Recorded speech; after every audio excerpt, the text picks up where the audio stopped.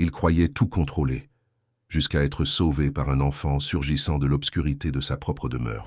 Une voix fragile l'empêcha de monter l'escalier qui l'aurait conduit directement à la mort. Et c'est en écoutant celui que personne ne voyait qu'il trouva ce qu'il n'avait jamais eu, l'amour, la vérité et une nouvelle chance de vivre.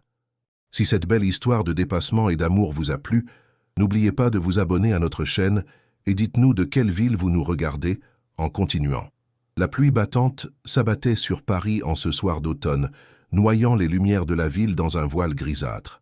Philippe Beaumont, PDG du conglomérat Beaumont Industries, contemplait distraitement les gouttes d'eau qui glissaient sur la vitre teintée de sa Bentley. Son chauffeur, Georges, conduisait en silence, habitué au retour tardif de son patron après des journées interminables au siège social de la Défense. « Nous sommes arrivés, monsieur », annonça Georges en s'arrêtant devant le portail majestueux d'une propriété du 16e arrondissement. Philippe hocha la tête, son visage reflétant l'épuisement d'une journée passée à restructurer son empire. Aujourd'hui, il avait signé l'ordre de licenciement de 300 employés d'une usine de province. Une décision purement économique, nécessaire selon les rapports comptables qui s'empilèrent sur son bureau. « Merci, Georges. Comme d'habitude, vous pouvez disposer.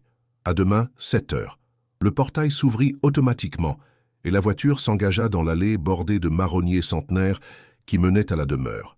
Philippe récupéra sa mallette en cuir italien et descendit du véhicule. La façade imposante de son hôtel particulier se dressait devant lui, illuminée par des projecteurs stratégiquement placés. Une maison d'une élégance rare, mais terriblement vide. Depuis son divorce avec Élise, 5 ans plus tôt, Philippe avait instauré des règles strictes concernant le personnel de maison. Personne ne devait rester après 20 heures. La solitude était devenue sa compagne la plus fidèle, et il préférait cela aux regards empreints de pitié ou aux conversations forcées. Le hall d'entrée était plongé dans une semi-pénombre, uniquement éclairé par quelques appliques murales. Philippe posa sa mallette et son manteau Burberry trempé sur une console en marbre. Le silence absolu de la demeure n'était perturbé que par le tic-tac régulier de l'horloge grand-père, hérité de son père, et par le bruit lointain de l'orage qui grondait sur Paris. Il se dirigea vers l'escalier monumental qui menait aux étages supérieurs quand un mouvement furtif dans l'ombre attira son attention. Son cœur manqua un battement. Quelqu'un était là, dans sa maison. Quelqu'un qui avait réussi à déjouer son système de sécurité ultra sophistiqué. « Qui est là ?» demanda-t-il d'une voix qu'il voulait ferme, mais qui trahissait une nervosité inhabituelle. Une silhouette émergea lentement de l'obscurité. Philippe plissa les yeux, incrédule. Une petite fille se tenait devant lui, âgée d'une dizaine d'années tout au plus. Ses vêtements étaient usés et sales. Ses cheveux blonds emmêlés encadraient un visage pâle aux traits fins. Mais ce qui frappa le plus Philippe, ce furent ses yeux, d'un bleu profond, beaucoup trop lucide et grave pour une enfant de cet âge. « N'y montez pas », murmura-t-elle d'une voix à peine audible. « Ils vous attendent en haut. » Philippe resta figé, partagé entre méfiance et confusion. « Qui es-tu? Comment es-tu entré ici ?» La petite fille s'approcha, ses mouvements rapides et précis comme ceux d'un animal sauvage habitué à fuir. « Je m'appelle Élodie Mercier. Il n'y a pas le temps d'expliquer. Ils vont descendre. » Comme pour confirmer ses paroles, un bruit sourd retentit à l'étage, suivi du fracas de verre brisé. Des voix masculines et agressives résonnèrent, ordonnant de fouiller chaque pièce. Philippe sentit une sueur froide couler le long de son dos. Cet enfant disait vrai. « Par ici », chuchota Élodie, en saisissant sa main avec une force surprenante. Sans réfléchir davantage, Philippe se laissa guider par cette étrange apparition. Élodie l'entraîna vers une porte dissimulée derrière une tapisserie ancienne, une issue de secours dont il ignorait l'existence, malgré les 15 années passées dans cette demeure. Ils s'engagèrent dans un couloir étroit, visiblement conçu pour permettre au personnel de se déplacer discrètement. L'air y était confiné, chargé de poussière. Élodie avançait avec assurance, comme si elle connaissait les lieux par cœur. « Comment connais-tu ma maison ?» souffla Philippe, de plus en plus déconcerté. « Je vous observe depuis des semaines, » répondit-elle sans ralentir. « Je connais vos habitudes, vos horaires, les rondes des gardiens. Je sais quand vous prenez votre café le matin et à quelle heure exacte vous rentrez chaque soir. » Cette révélation aurait dû l'alarmer davantage, mais l'urgence de la situation ne lui laissait pas le loisir de s'y attarder. Des bruits de pas précipités et des éclats de voix résonnaient désormais dans toute la maison. Ses poursuivants avaient réalisé son absence et intensifiaient leurs recherches. Le passage secret les conduisit jusqu'à une petite porte qui donnait sur le jardin arrière. La pluie redoublait d'intensité, transformant le parc soigneusement entretenu en terrain boueux. Élodie tira Philippe vers la grille de service, dissimulée par une haie dense. « Mon costume et mes chaussures italiennes » commença-t-il machinalement, avant de réaliser l'absurdité de sa préoccupation. Élodie lui lança un regard où se mêlaient ironie et impatience. « Vous préférez les garder propres pour vos funérailles, monsieur Beaumont ?» Cette remarque, prononcée avec le sérieux désarmant de l'enfance, eut l'effet d'une gifle. Philippe se ressaisit et suivit sa jeune guide à travers l'ouverture de la grille. Ils se retrouvèrent dans une ruelle adjacente, bien loin du faste de l'avenue principale. La petite fille l'entraîna dans un dédale de ruelles sombres et désertes. Philippe, habitué au quartier huppé et sécurisé, découvrait un Paris qu'il ne fréquentait jamais, celui des arrière-cours humides, des poubelles renversées et des tags colorés qui recouvraient les murs lépreux des immeubles. « Où m'emmènes-tu » demanda-t-il essoufflé, après plusieurs minutes de course effrénée. « Dans un endroit sûr » répondit simplement Élodie. « Ils ne vous trouveront pas là-bas. » Ils continuèrent leur progression à travers le labyrinthe urbain, s'éloignant toujours plus de son quartier résidentiel. La pluie avait trempé leurs vêtements et la boue maculait leurs chaussures. Philippe ne reconnaissait plus rien autour de lui. Pour la première fois depuis des années, il n'était plus aux commandes, plus maître de la situation.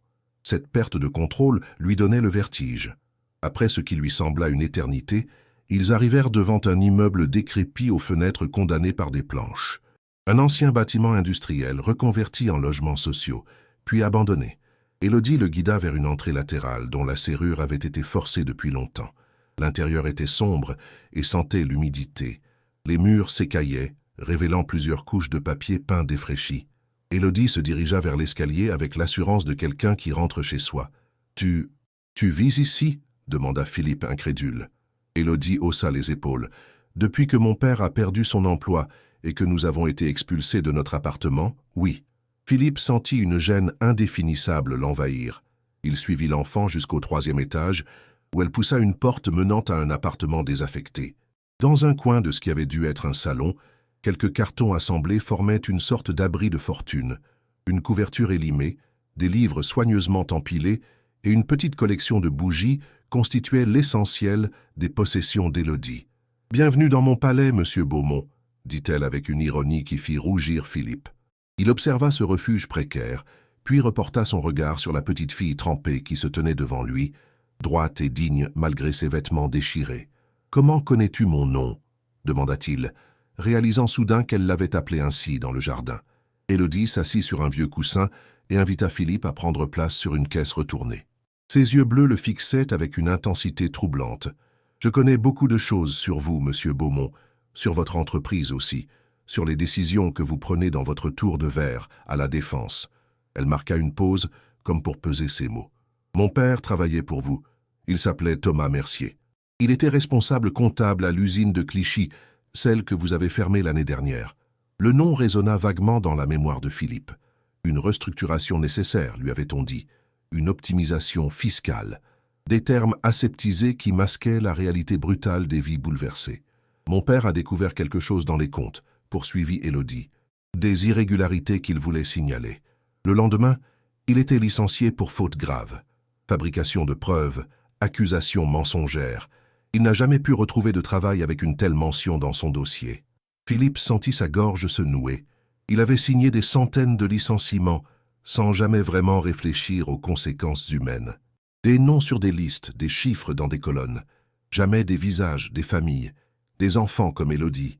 « Pourquoi m'avoir sauvé alors ?» demanda-t-il, perplexe. « Tu aurais pu te venger en me laissant entre leurs mains. » Élodie le regarda longuement avant de répondre, avec une maturité qui transcendait son jeune âge. « Parce que mon père m'a toujours dit que la vengeance ne résout rien. Et parce que j'ai besoin de vous pour prouver son innocence. Ces hommes qui vous cherchent, ce sont les mêmes qui ont détruit ma famille. » Un frisson parcourut l'échine de Philippe. Pour la première fois de sa vie, il prenait conscience des ramifications insoupçonnées de son empire, des zones d'ombre qui se développaient peut-être à son insu. « Depuis plusieurs jours, j'ai remarqué ces hommes qui surveillaient votre maison, » continua Élodie. « Ils notèrent vos allées et venues, prenèrent des photos. J'ai compris qu'ils préparaient quelque chose. Mais qui sont-ils? Et que me veulent-ils » demanda Philippe, tentant de rassembler ses pensées. Le regard d'Élodie se fit plus grave encore. Ils cherchent à vous faire disparaître, monsieur Beaumont, et je crois savoir pourquoi. Mon père a caché des preuves avant d'être chassé. Des preuves qui pourraient en faire tomber des personnes très puissantes au sein même de votre entreprise. Un silence pesant s'installa dans la pièce, uniquement troublé par le bruit de la pluie qui martelait les vitres sales. Philippe observait cet enfant qui venait de bouleverser toutes ses certitudes en l'espace d'une soirée. Sa vie confortable et ordonnée s'était effondrée en quelques heures, révélant la fragilité de ce qu'il avait construit. « Demain, » dit doucement Élodie, « nous irons chercher ces preuves. Elles sont cachées dans un endroit que personne ne penserait à fouiller. »« Où ça ?» demanda Philippe, de plus en plus intrigué. « Dans les sous-sols de votre propre siège social, » répondit-elle avec un petit sourire énigmatique. À cet instant, le téléphone portable de Philippe vibra dans sa poche. C'était un message de son frère Nicolas Beaumont, directeur financier du groupe. « Philippe, j'apprends à l'instant qu'il y a eu une intrusion à ton domicile. Les autorités sont prévenues. Où es-tu? Réponds-moi au plus vite. » Philippe fixa l'écran, puis leva les yeux vers Élodie. Une intuition troublante prenait forme dans son esprit. « Tu crois que mon frère pourrait être impliqué ?» murmura-t-il, comme s'il craignait que les murs ne l'entendent. « Je ne sais pas, » répondit Élodie. « Mais je sais une chose. À partir de maintenant, vous ne pouvez faire confiance à personne. » Philippe passa une nuit agitée, étendu sur un matelas de fortune qu'Élodie avait improvisé avec des couvertures élimées. Le contraste entre ce refuge précaire et sa chambre spacieuse aux draps de lin égyptien ne pouvait être plus saisissant. Chaque fois qu'il fermait les yeux, les événements de la soirée défilaient dans son esprit comme un film cauchemardesque. Les bruits de l'immeuble délabré, tuyauteries grinçantes, vent sifflant à travers les fenêtres mal jointées, le maintenaient dans un état de semi-éveil angoissé. À l'aube, il observa Élodie qui dormait paisiblement, recroquevillée dans son coin. Comment cet enfant pouvait-elle trouver le sommeil dans de telles conditions? Une vague de culpabilité l'envahit. Cette petite fille aux yeux trop vieux pour son âge représentait toutes ces vies anonymes qu'il avait bouleversées par ses décisions froides et calculatrices. Des décisions prises depuis le confort aseptisé de son bureau panoramique, sans jamais en mesurer les conséquences humaines. Élodie s'éveilla avec la vivacité surprenante des enfants, passant du sommeil profond à l'état d'alerte en quelques secondes. Ses yeux bleus se posèrent immédiatement sur Philippe, comme pour s'assurer qu'il était toujours là. « Vous avez mal dormi », constata-t-elle simplement. Ce n'était pas une question. Philippe esquissa un sourire fatigué. « Disons que ce n'est pas mon matelas habituel. »« On s'y habitue, » répondit-elle en haussant les épaules. « J'ai dormi dans des endroits bien pires avant de trouver cet immeuble. » Cette remarque désinvolte, prononcée avec la résignation de ceux qui ont connu trop tôt les difficultés de la vie, serra le cœur de Philippe. Il se leva et s'étira, tentant d'ignorer les courbatures qui parcouraient son corps. « Tu vis seul ici? Où est ta mère ?» Le visage d'Élodie se ferma instantanément. « À l'hôpital, depuis 3 mois. Une dépression nerveuse après que nous ayons tout perdu. Les services sociaux me cherchent, mais je ne les laisserai pas m'emmener loin d'elle. » Philippe hocha la tête, ne sachant que répondre. Il réalisait à quel point il était déconnecté de la réalité que vivaient des milliers de personnes. Des personnes comme les Mercier, dont le monde s'était effondré à cause d'une simple signature apposée sur un document administratif. « Comment comptes-tu entrer dans le siège de Beaumont Industries ?» demanda-t-il pour changer de sujet. « C'est l'un des bâtiments les plus sécurisés de la Défense. » Élodie lui sourit, un éclair de malice traversant son regard. « Par la grande porte, évidemment. Avec vous. » Elle sortit d'un sac à dos élimé une enveloppe froissée contenant des coupures de presse, des photos et des notes manuscrites. Mon père a tout consigné ici. Ses soupçons, les preuves qu'il a pu rassembler, les noms qu'il a identifiés. Mais la pièce maîtresse, celle qui fait le lien entre tout, il l'a cachée dans un endroit que lui seul connaissait. Et comment sais-tu où chercher? Il me l'a dit la dernière fois que je l'ai vu, avant qu'il ne disparaisse.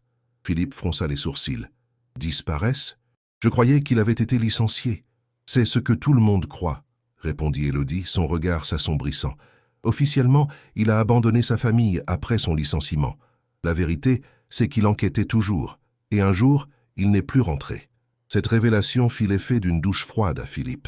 Ce qui n'était au départ qu'une histoire de licenciement controversé prenait soudain une dimension beaucoup plus sinistre. « As-tu contacté la police ?» Élodie eut un rire amer qui n'avait rien d'enfantin. Avec quel crédit? Un comptable licencié pour fraude disparaît après avoir accusé son ancien employeur de malversation? Personne ne m'a pris au sérieux. Ils ont tous conclu qu'ils nous avaient abandonnés, comme le suggérait le rapport de votre service des ressources humaines. Philippe sentit son estomac se nouer. Il n'avait jamais prêté attention aux détails des licenciements, se contentant d'approuver les décisions présentées par ses directeurs. Avait-il été manipulé? Son entreprise était-elle devenue, à son insu, le théâtre d'opérations douteuses? « Montre-moi ce que ton père a rassemblé », demanda-t-il en tendant la main vers l'enveloppe. Pendant près d'une heure, ils examinèrent les documents. Thomas Mercier avait méticuleusement documenté des transactions suspectes, des virements inexpliqués vers des sociétés offshore, des factures pour des services jamais rendus. Tous ces éléments pointaient vers un système élaboré de détournement de fonds. « Ces signatures » murmura Philippe, en examinant certains documents. « Ce ne sont pas les miennes, mais elles y ressemblent étrangement. Quelqu'un les a imitées, » confirma Élodie. « Mon père pensait que c'était pour vous impliquer si jamais l'affaire éclatait au grand jour. » Philippe continua de parcourir les documents, son inquiétude grandissant à chaque page. Soudain, un nom attira son attention. « Société Méditerranée Consulting. C'est une entreprise créée par mon frère Nicolas il y a 5 ans. » Le regard d'Élodie s'illumina. « Vous voyez, les pièces du puzzle commencent à s'assembler. » Philippe secoua la tête, refusant d'accepter l'implication potentielle de son frère. Nicolas, son cadet de 3 ans, avait toujours été dans son ombre, certes, mais de là à orchestrer une fraude de cette ampleur, ce pourrait être une coïncidence, objecta-t-il faiblement. Les hommes qui ont envahi votre maison hier soir n'étaient pas une coïncidence, rétorqua Élodie avec une logique implacable. Et le message de votre frère non plus. Il vous demandait où vous étiez, alors que normalement, il aurait dû s'inquiéter de votre sécurité en premier lieu. Philippe dut admettre la pertinence de cette observation. Une pensée troublante s'insinua dans son esprit. Et si Nicolas avait orchestré cette tentative contre lui? Le timing était suspect, juste après qu'il ait annoncé son intention de procéder à un audit complet des finances du groupe lors du dernier conseil d'administration. « Comment allons-nous procéder » demanda-t-il, se résignant à suivre le plan d'Élodie. « D'abord, nous devons vous rendre présentable, » répondit-elle en le scrutant de la tête aux pieds. « Vous ne pouvez pas entrer dans votre propre entreprise dans cet état. » Philippe baissa les yeux sur son costume froissé et boueux. Elle avait raison.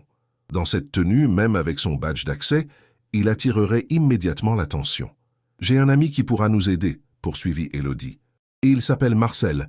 Il travaille dans une laverie du quartier. Il me rend quelques services depuis que je vis ici. » Ils quittèrent l'immeuble abandonné avec précaution, Élodie vérifiant chaque recoin avant de s'aventurer dans la rue. Philippe était impressionné par sa vigilance et son sens de l'observation. Cet enfant avait développé des compétences de survie que la plupart des adultes n'acquéraient jamais. La laverie était située à quelques rues de là, dans un quartier populaire où les commerces commençaient à peine à ouvrir leurs rideaux métalliques. Marcel, un homme d'une 50aine d'années, au visage marqué par les épreuves, mais au regard bienveillant, les accueillit avec surprise. « Élodie, je me faisais du souci, cela fait plusieurs jours que je ne t'avais pas vu. » Son regard se posa ensuite sur Philippe, et ses yeux s'écarquillèrent en le reconnaissant. « C'est lui, n'est-ce pas? Beaumont ?» Élodie hocha la tête. « Il a besoin de notre aide, Marcel, et nous avons besoin de la sienne. » Marcel hésita un instant, dévisageant l'homme d'affaires avec méfiance. Puis il soupira. « Entre vite, avant que quelqu'un ne te reconnaisse. » À l'intérieur de l'arrière-boutique, Marcel fournit à Philippe des vêtements propres, un costume simple mais élégant qu'un client n'était jamais venu récupérer. Pendant que Philippe se changeait, Marcel prit Élodie à part. « Tu joues à un jeu dangereux, petite. Cet homme représente tout ce qui a détruit des familles comme la tienne. »« Je sais ce que je fais, » répondit-elle avec une assurance troublante. « Il est la clé pour retrouver mon père. » Philippe, qui avait entendu leur conversation, sortit de la petite salle d'essayage vêtu du costume qui lui allait étonnamment bien. « Votre méfiance est légitime, monsieur Marcel, » dit-il doucement. « Mais je vous promets que je n'étais pas au courant des manœuvres qui ont été orchestrées dans mon entreprise, et je ferai tout pour réparer les torts causés à Thomas Mercier et à sa famille. » Marcel le scruta longuement, jaugeant sa sincérité, puis hocha lentement la tête. « J'espère pour vous que vous dites vrai, parce que si vous trahissez cette petite, vous aurez affaire à moi. » Cette menace, prononcée sans élever la voix, n'en était que plus impressionnante. Philippe comprit que Marcel était l'une de ces personnes qui, malgré leurs conditions modestes, possédaient une force de caractère et un sens de l'honneur inébranlable. « Je ne la trahirai pas, » promit Philippe. « Au contraire, je crois que c'est elle qui m'a ouvert les yeux.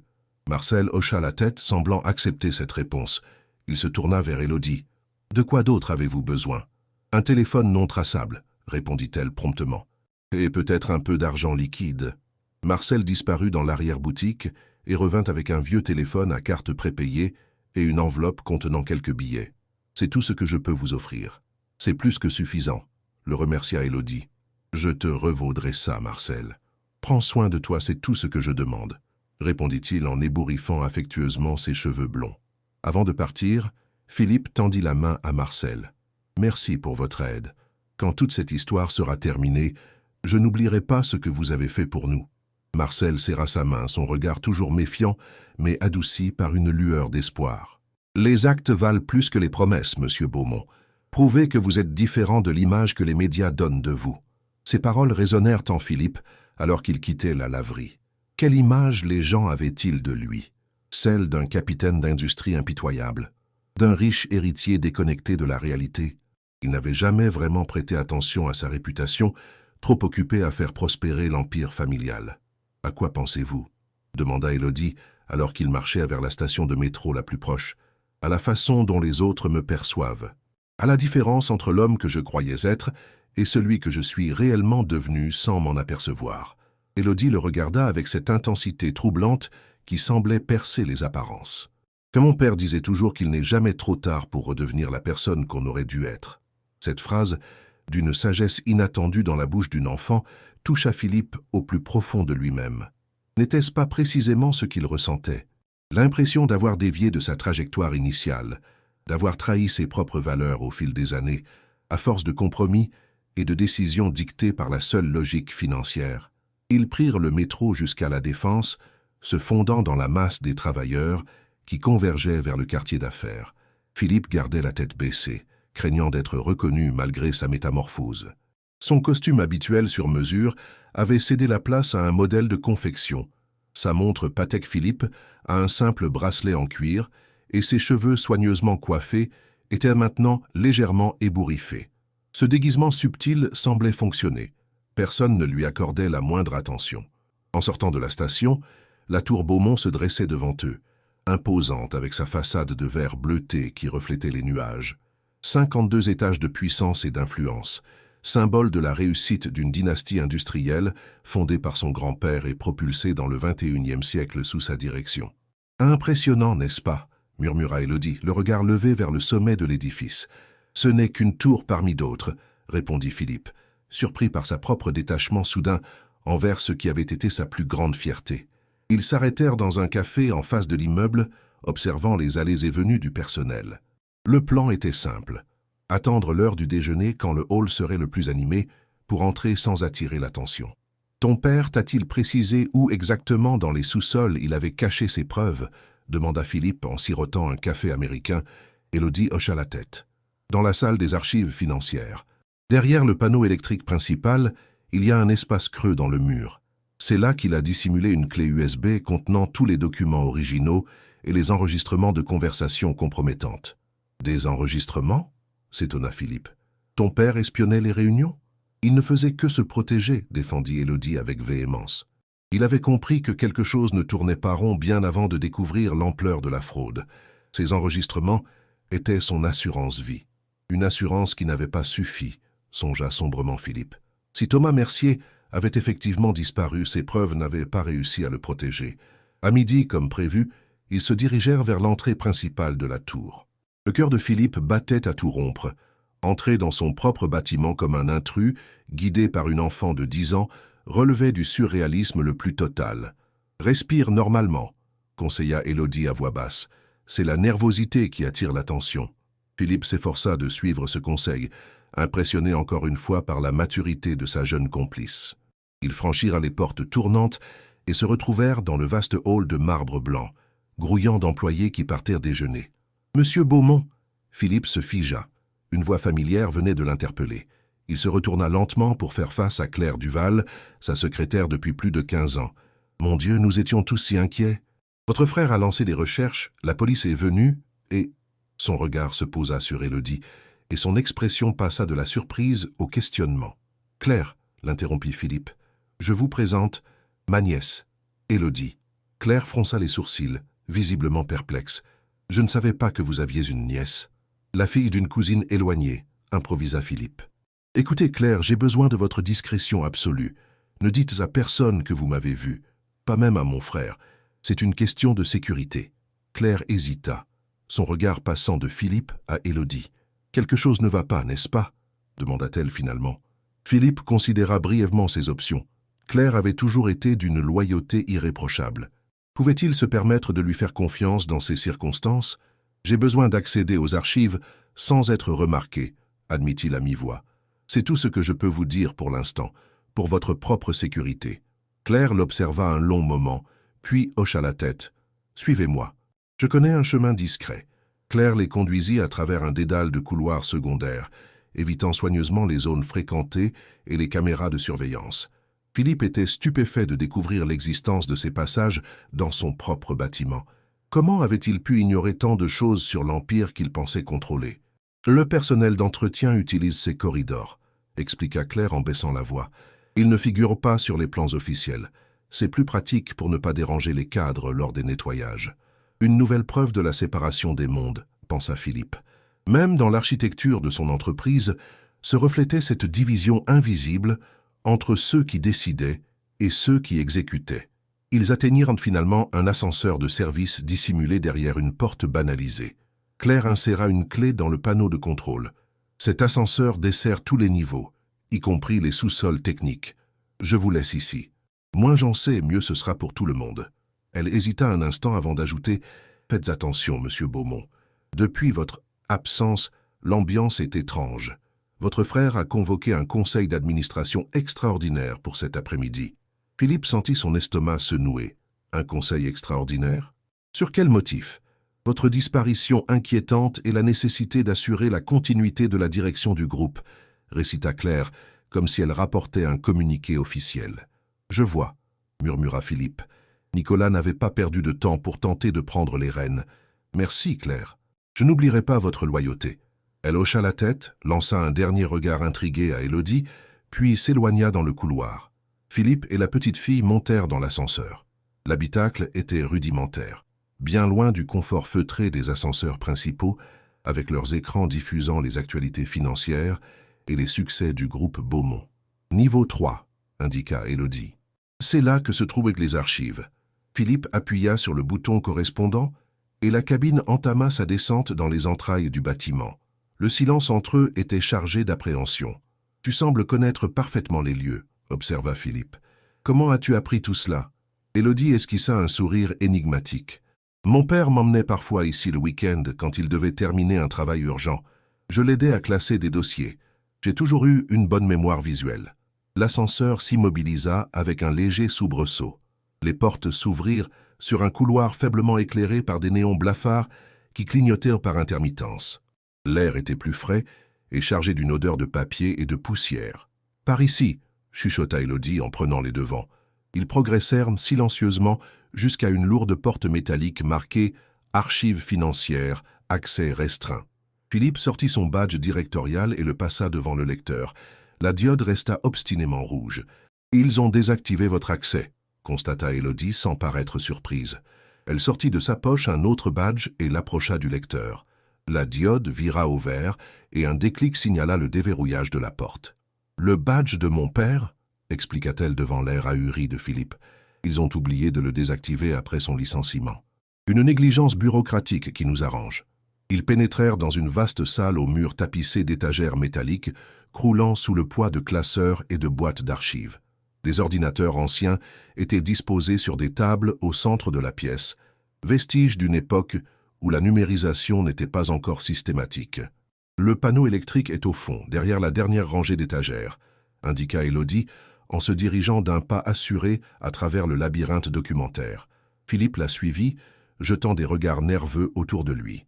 Ce sous-sol rarement visité lui semblait soudain hostile, comme si les ombres entre les rayonnages pouvaient dissimuler des menaces. Ils arrivèrent finalement devant un grand tableau électrique métallique. Élodie l'examina soigneusement, puis appuya sur un point précis du cadre. Un déclic se fit entendre, et le panneau pivota légèrement, révélant qu'il s'agissait en réalité d'une porte dissimulée. « Incroyable !» souffla Philippe. « Ah, Je n'aurais jamais imaginé qu'un tel mécanisme existait ici. C'est un vestige de l'époque où ce bâtiment appartenait à une banque avant que votre père ne l'achète, expliqua Élodie. Ce sous-sol servait de chambre forte temporaire. Mon père a découvert ce compartiment par hasard lors d'une inspection des circuits électriques. La cache révéla un espace d'environ 1 mètre cube, vide à l'exception d'une petite boîte métallique posée au centre. Élodie s'en empara avec précaution, comme s'il s'agissait d'un trésor inestimable. « C'est là-dedans que mon père a caché toutes les preuves », dit-elle, en ouvrant délicatement le coffret. À l'intérieur se trouvait une clé USB, un carnet à la couverture usée et un téléphone portable ancien. Élodie prit la clé USB et la tendit à Philippe. « Regardez ce qu'elle contient. Vous comprendrez mieux l'ampleur de ce qui se passe. » Philippe brancha la clé sur l'un des ordinateurs de la salle. Après quelques instants, une arborescence de dossiers apparut à l'écran. Il cliqua sur le premier intitulé « Virement Méditerranée Consulting ». Une série de tableaux Excel s'ouvrit, révélant des mouvements de fonds complexes entre diverses entités. « Ces sommes », murmura Philippe, abasourdi. « Des millions d'euros détournés vers des sociétés écrans. » Il continua à parcourir les documents, chaque nouveau fichier apportant son lot de révélations accablantes. Des contrats fictifs, des factures gonflées, des paiements à des consultants imaginaires, un système sophistiqué de détournement de fonds mis en place au sein même de son entreprise, sous son nez. « Ce n'est pas tout », dit Élodie en lui tendant le téléphone. « Mon père a enregistré plusieurs conversations compromettantes. La plus importante est la dernière, datée de la veille de son licenciement. » Philippe alluma l'appareil, navigua jusqu'aux fichiers audio et lança l'enregistrement indiqué. La voix de son frère Nicolas emplit la pièce, claire et reconnaissable entre toutes. Il devient trop curieux, ce Mercier. Il pose des questions sur les transactions avec la Méditerranée. Non, je ne peux pas simplement l'acheter, c'est un idéaliste.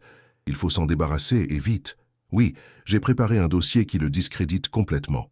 Demain, il sera dehors avec une réputation en lambeaux. Non, Philippe ne posera pas de questions. Il me fait confiance aveuglément, c'est son plus grand défaut. Un silence pesant suivit la fin de l'enregistrement. Philippe sentait une colère froide monter en lui, mêlée à un sentiment de trahison qui lui nouait la gorge. Et ce n'est que le début, poursuivit Élodie en lui montrant d'autres fichiers. Il y a des enregistrements qui impliquent d'autres membres de votre conseil d'administration.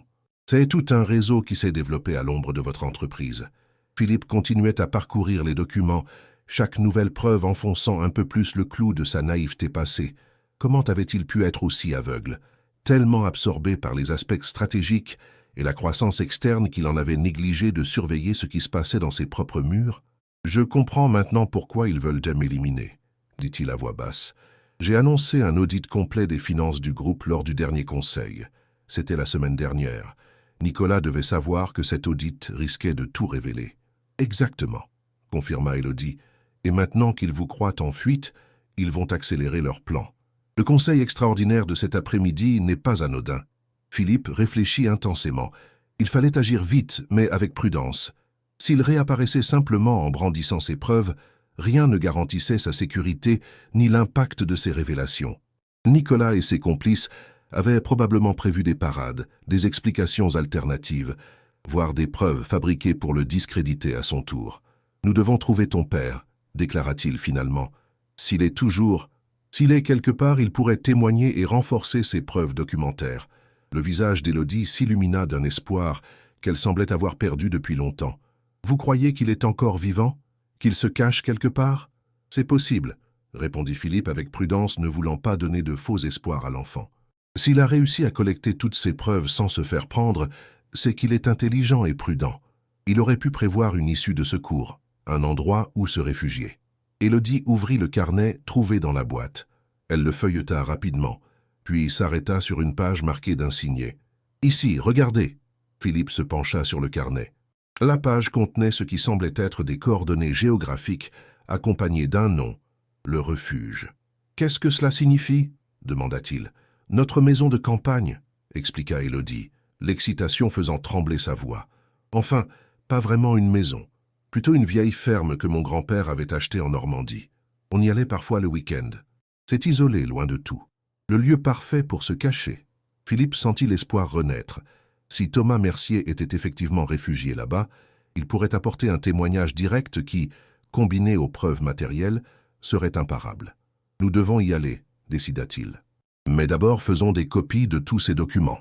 Ils passèrent la demi-heure suivante à copier les fichiers sur une autre clé USB que Philippe avait dans sa poche.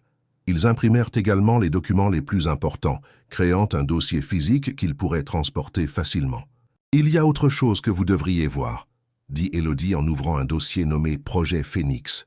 Philippe découvrit avec stupeur un plan détaillé visant à démanteler progressivement le groupe Beaumont pour en vendre les actifs les plus précieux à des concurrents étrangers.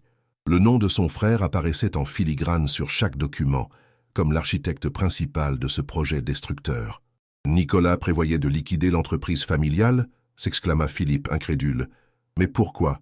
Il en est l'un des principaux actionnaires. Selon les notes de mon père, votre frère a accumulé d'énormes dettes de jeu, » expliqua Élodie. « Des dettes auprès de personnes dangereuses. La vente des actifs du groupe lui aurait permis d'empocher rapidement plusieurs centaines de millions d'euros et de disparaître. » Cette révélation fut peut-être la plus douloureuse pour Philippe.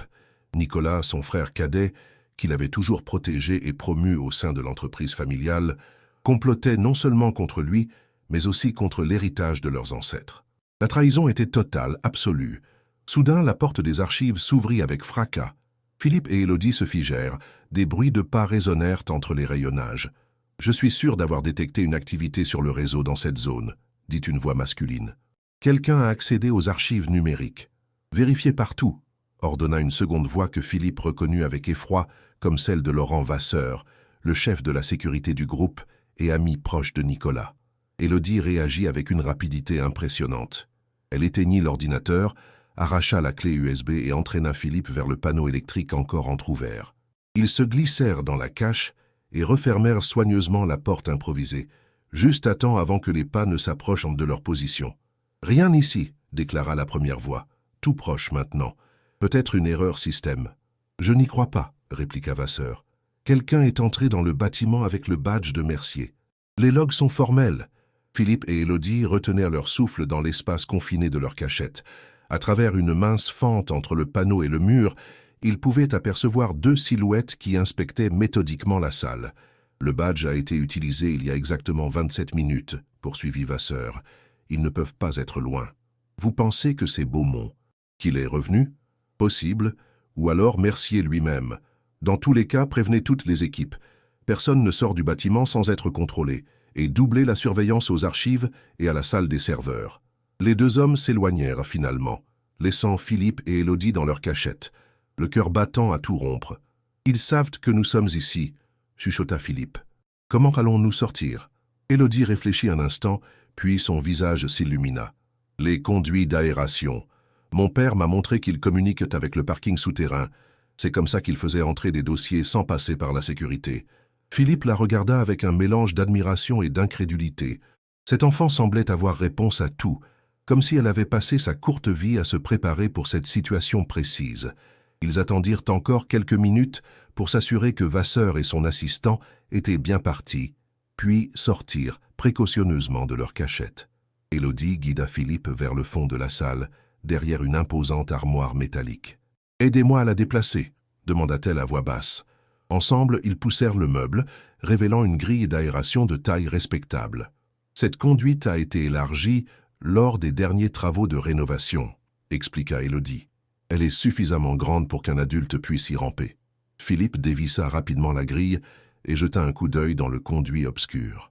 L'idée de s'engouffrer dans cet espace exigu ne l'enchantait guère, mais il n'avait pas d'autre option. « Je passe devant », proposa Élodie. « Je connais le chemin. » Elle se glissa dans l'ouverture avec l'agilité d'un chat, suivie par Philippe, qui eut plus de difficulté à faire entrer ses épaules larges dans le conduit.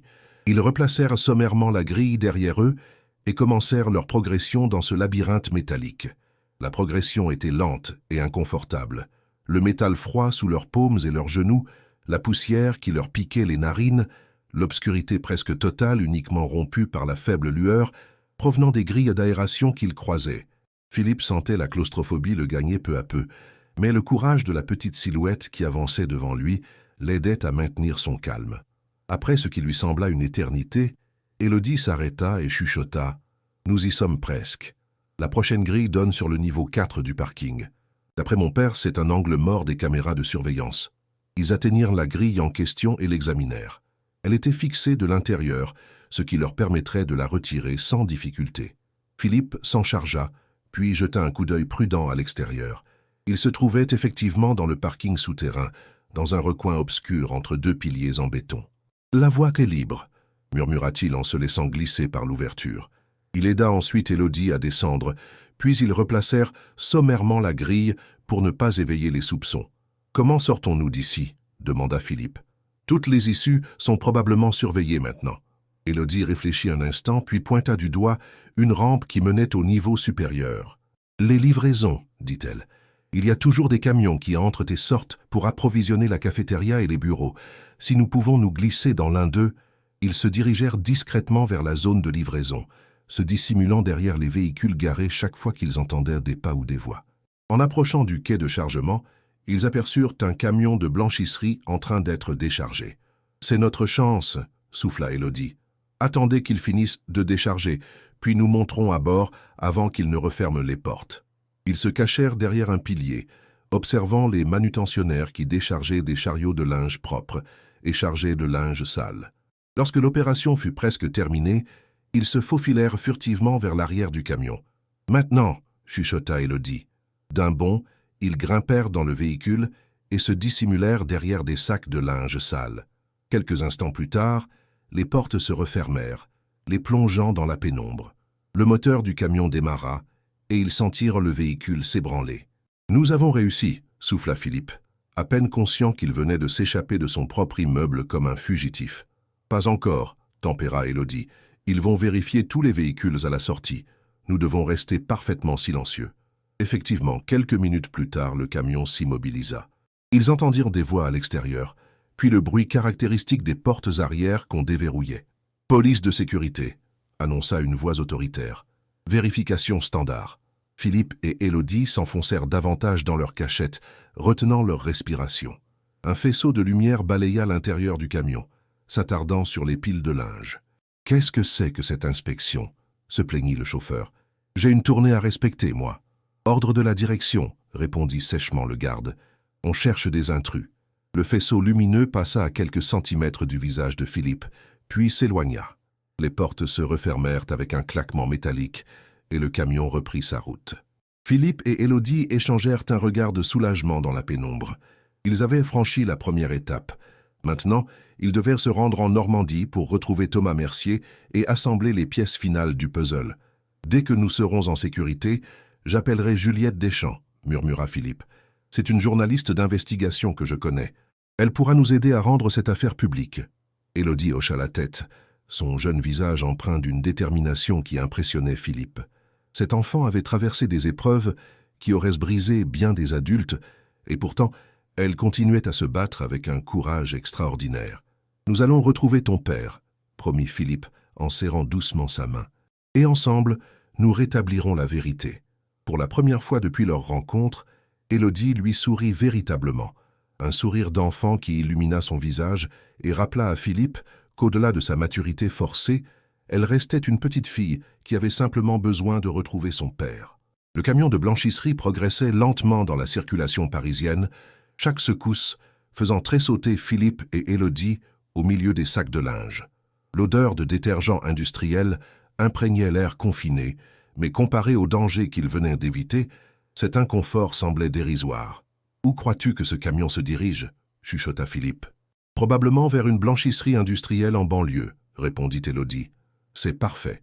Plus nous nous éloignons de la défense, mieux c'est. » Ils restèrent silencieux pendant le reste du trajet, chacun plongé dans ses pensées. Philippe ne pouvait s'empêcher de repenser aux documents qu'ils avaient découverts, à la trahison de son frère, à l'ampleur du complot qui s'était développé sous son nez. Pendant des années, il s'était concentré sur la stratégie globale, les fusions-acquisitions, les relations avec les grands clients internationaux, déléguant la gestion quotidienne à Nicolas et à une équipe de directeurs qu'il croyait loyaux. Cette confiance aveugle avait failli lui coûter la vie. Après environ 1 heure de trajet, le camion ralentit et s'engagea dans ce qui semblait être une cour. Le moteur s'arrêta. C'était le moment de sortir. « Prête ?» murmura Philippe. Élodie hocha la tête. Dès que les portes arrière s'ouvrirent et que le chauffeur s'éloigna, Ils se glissèrent hors du véhicule et se faufilèrent entre les bâtiments. Ils se trouvaient dans une zone industrielle anonyme de la banlieue parisienne, entourée d'entrepôts et d'usines. « Nous devons trouver une gare ou une station de métro », déclara Philippe en consultant son téléphone. « Pour aller en Normandie, le mieux serait de prendre un train à Saint-Lazare. »« Pas votre téléphone ?» s'exclama Élodie en lui arrachant l'appareil des mains. « Ils peuvent vous localiser avec ça. » Philippe se figea, réalisant son erreur. Il éteignit immédiatement l'appareil et retira la batterie. « Tu as raison, je ne réfléchissais pas. » Ils marchèrent pendant près d'une demi-heure avant de trouver une station de RER. Avec l'argent que Marcel leur avait donné, ils achetèrent des billets et prirent le premier train en direction de Paris. « Nous ne pouvons pas aller directement à la gare Saint-Lazare, » murmura Élodie, alors qu'ils s'installaient dans un wagon presque vide. « Ils surveilleront probablement toutes les grandes gares. Tu as une meilleure idée ? » ?»« Oui, nous allons d'abord brouiller les pistes. » Élodie réfléchit un instant. « Nous pourrions prendre un bus à la porte Maillot pour Deauville. De là, nous louerons une voiture pour nous rendre au refuge. » Philippe sourit malgré lui. « Tu as pensé à tout, n'est-ce pas ? » « J'ai eu beaucoup de temps pour y réfléchir, » répondit-elle simplement. Ils changèrent plusieurs fois de ligne de métro, s'assurant qu'ils n'étaient pas suivis, avant d'émerger à la porte Maillot. Là, ils trouvèrent un car qui partait pour la Normandie dans 1 heure. « Nous avons un peu de temps, » constata Philippe. « Je devrais en profiter pour contacter Juliette Deschamps. »« La journaliste ?» demanda Élodie. « Oui, si quelque chose nous arrive, il faut que quelqu'un d'autre soit au courant de ce que nous avons découvert. » Ils trouvèrent une cabine téléphonique, l'une des rares qui subsistait encore dans Paris.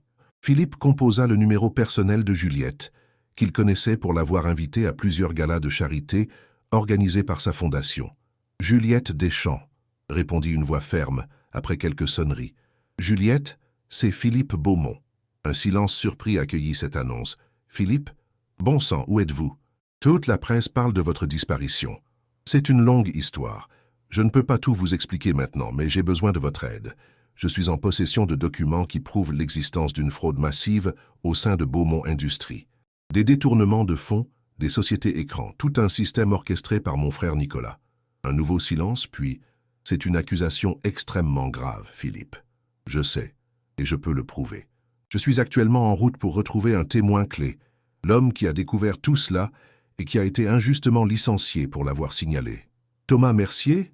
demanda Juliette, surprenant Philippe. « Comment connaissez-vous son nom ? » ?»« Il m'a contacté il y a environ 6 mois, » expliqua la journaliste. « Il disait avoir des informations sur des malversations chez Beaumont, mais il n'avait pas de preuves suffisantes. Il a disparu avant notre rencontre prévue. » Cette confirmation extérieure renforça la conviction de Philippe. Thomas Mercier avait réellement tenté de dénoncer la fraude, cherchant des alliés à l'extérieur de l'entreprise. « Juliette, j'ai les preuves qu'il vous promettait, et je crois savoir où il se cache. Pouvez-vous nous retrouver demain à cette adresse ?» Philippe lui donna les coordonnées du refuge normand en prenant soin de ne pas mentionner qu'Élodie l'accompagnait. Moins la journaliste en savait pour le moment, plus elle serait en sécurité. « J'y serai, » promit Juliette, « mais soyez prudent, Philippe. Si ce que vous dites est vrai, vous êtes en danger. »« Je le sais. À demain, Juliette. » Il raccrocha, se sentant légèrement soulagé d'avoir partagé leur découverte avec quelqu'un d'extérieur. « Vous lui faites confiance ?» demanda Élodie, qui avait écouté toute la conversation. « Juliette est connue pour son intégrité. Elle a déjà révélé plusieurs scandales politiques et financiers. Si quelqu'un peut nous aider à rendre cette affaire publique, c'est bien elle. » Ils prirent le car pour Deauville, un trajet de près de 3 heures pendant lequel ils restèrent silencieux, observant défiler le paysage qui passait progressivement de la banlieue industrielle aux verdoyantes campagnes normandes. Philippe proposa à Élodie de se reposer, mais elle refusa, ses yeux bleus constamment en alerte, scrutant chaque nouveau passager qui montait. À Deauville, ils louèrent une petite voiture sous un nom d'emprunt. Philippe, ayant heureusement gardé sur lui une carte de crédit professionnelle, rarement utilisée, et donc moins susceptible d'être surveillé. Élodie donna les indications pour rejoindre le fameux refuge, situé à une 30aine de kilomètres dans l'arrière-pays. La nuit commençait à tomber lorsqu'ils s'engagèrent sur un chemin de terre bordé de haies épaisses, typiques du bocage normand. La pluie fine, qui tombait depuis leur arrivée en Normandie, conférait au paysage une atmosphère mélancolique, presque irréelle. « C'est là !» indiqua finalement Élodie en pointant du doigt une silhouette sombre qui se dessinait au bout du chemin. Le refuge était une ancienne ferme normande aux murs de pierre et aux toits de chaume isolés au milieu des pommiers. Aucune lumière ne filtrait à travers les volets clos, aucun signe de présence humaine n'était perceptible. Philippe gara la voiture à l'abri d'un hangar et ils s'approchèrent prudemment de la bâtisse. L'obscurité les enveloppait, uniquement percée par le faisceau discret de la lampe de poche qu'ils avaient achetée en chemin. « Papa » appela doucement Élodie devant la porte massive en bois. « Papa, c'est moi, Élodie. » Seul le silence lui répondit. La petite fille chercha sous un pot de fleurs renversé et en sortit une clé rouillée. « Il y a toujours une clé de secours ici, » expliqua-t-elle en déverrouillant la porte. L'intérieur était plongé dans l'obscurité et sentait le renfermer. Philippe alluma sa lampe et balaya la pièce principale. Un séjour rustique avec une grande cheminée, des meubles anciens couverts de poussière, un escalier en bois qui menait à l'étage. « Il n'y a personne, » murmura Élodie, la déception perceptible dans sa voix. « Ne tirons pas de conclusions hâtives, » tempéra Philippe. « Explorons la maison d'abord. » Ils fouillèrent méthodiquement chaque pièce, chaque recoin, sans trouver trace de Thomas Mercier. Pourtant, certains détails intriguaient Philippe. Une tasse de café dans l'évier avec des traces encore fraîches, un lit défait à l'étage, quelques provisions récentes dans le garde-manger. « Quelqu'un était ici récemment, » conclut-il. « Peut-être ton père a-t-il dû partir précipitamment ?» Élodie ne répondit pas, examinant attentivement le bureau placé dans un coin du séjour. Elle ouvrit un tiroir et en sortit un carnet similaire à celui qu'ils avaient trouvé dans la cache secrète de la tour Beaumont. « C'est l'écriture de mon père », confirma-t-elle, en feuilletant rapidement les pages. Ce sont des notes sur son enquête. Philippe s'approcha pour lire par-dessus son épaule. Le carnet contenait des informations encore plus détaillées sur le réseau de fraude. Nom, date, montant, diagramme complexe montrant les liens entre diverses entités. Thomas Mercier avait effectué un travail d'investigation remarquable. « Regarde la dernière page », murmura Élodie. Un message y était griffonné à la hâte. « Si vous trouvez ce carnet, contactez Juliette Deschamps. Ne faites confiance à personne d'autre. LDV. » « LDV » répéta Philippe perplexe. « Qu'est-ce que cela signifie ?»« Le dernier voyage » répondit une voix grave derrière eux. Ils sursautèrent et se retournèrent d'un bond. Un homme se tenait dans l'encadrement de la porte, pointant une lampe torche dans leur direction. Philippe plaça instinctivement Élodie derrière lui, prêt à la protéger. « Qui êtes-vous » demanda-t-il, tendu.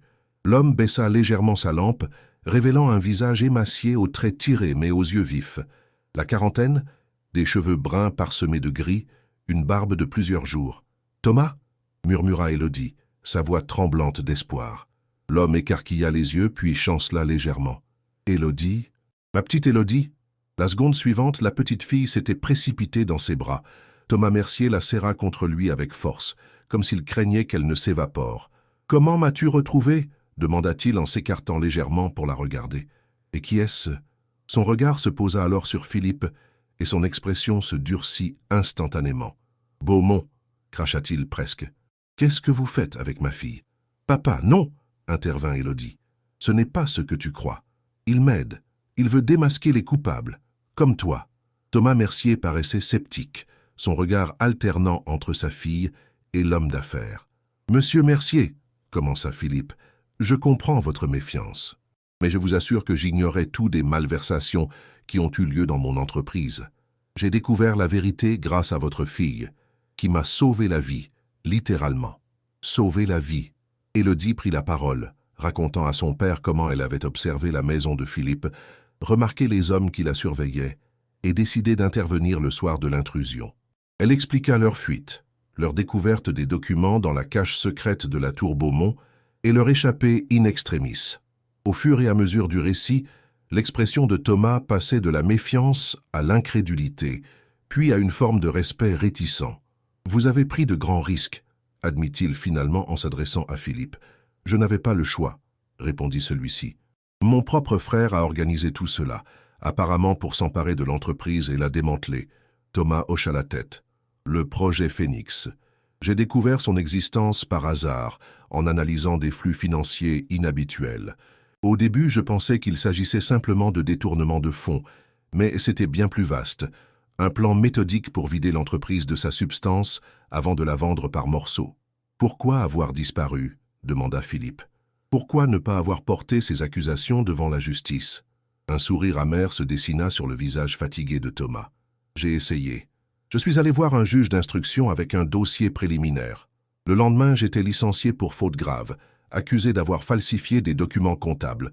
2 jours plus tard, ma maison était cambriolée, tous mes dossiers volés. Et le jour suivant, une voiture a tenté de me renverser alors que je sortais de chez moi. Il passa une main lasse sur son visage. J'ai compris que je n'étais pas de taille à affronter seul un réseau aussi puissant. Alors j'ai mis Madeleine à l'abri chez sa sœur, j'ai placé Élodie dans un internat sécurisé et j'ai disparu pour continuer mon enquête dans l'ombre. Il se tourna vers sa fille avec inquiétude. « Comment as-tu quitté l'internat? Je pensais que tu y étais en sécurité. »« Je me suis enfui, » avoua Élodie. « Je voulais te retrouver. Maman était si mal. Elle a fait une dépression nerveuse quand tu as disparu. Elle est à l'hôpital maintenant. » Cette nouvelle sembla ébranler profondément Thomas. « Madeleine est hospitalisée? Depuis quand? » « 3 mois, murmura Élodie, les larmes aux yeux. Elle ne parle presque plus. Les médecins disent que c'est le choc émotionnel. Thomas ferma les yeux un instant, comme pour contenir sa douleur. « Je croyais la protéger en m'éloignant, » dit-il doucement. « J'ai fait tout ça pour vous mettre à l'abri. Et finalement, Philippe s'approcha et posa une main hésitante sur l'épaule de l'homme. « Nous pouvons encore arranger les choses, monsieur Mercier. J'ai contacté Juliette Deschamps, la journaliste. Elle sera ici demain. Ensemble, avec toutes les preuves que nous avons rassemblées, nous pouvons exposer la vérité. » Thomas releva la tête, une nouvelle détermination dans le regard. « Vous avez raison, il est temps d'agir. J'ai accumulé suffisamment de preuves pour faire tomber tout le réseau, y compris votre frère. » Il se dirigea vers la cheminée, s'agenouilla et dégagea une pierre descellée dans l'âtre. De la cachette, il sortit un disque dur externe et une enveloppe épaisse. « Voici tout ce que j'ai pu rassembler. Documents originaux, enregistrements, relevés bancaires, témoignages. J'ai même réussi à infiltrer certaines réunions secrètes entre Nicolas Beaumont et ses complices. » Philippe examina rapidement le contenu de l'enveloppe. Les preuves étaient accablantes, bien plus complètes que ce qu'ils avaient retrouvé dans la tour. Avec un tel dossier, l'empire de mensonges construit par Nicolas s'effondrerait inévitablement. « Comment avez-vous obtenu tout cela » demanda-t-il, impressionné. « J'avais des alliés au sein de l'entreprise » expliqua Thomas. « Des gens qui, comme moi, avaient découvert des irrégularités et craignaient de parler. Ensemble, nous avons formé un réseau clandestin pour documenter la fraude. » Un bruit soudain à l'extérieur les fit tous sursauter. Des phares balayèrent brièvement les fenêtres aux volets clos. « Éteignez toutes les lumières » ordonna Thomas à voix basse. Philippe obéit immédiatement, plongeant la pièce dans l'obscurité. Thomas se faufila jusqu'à une fenêtre et entr'ouvrit légèrement le volet pour jeter un coup d'œil à l'extérieur. « Une voiture vient de se garer près du chemin, » chuchota-t-il. 2 hommes en descendent.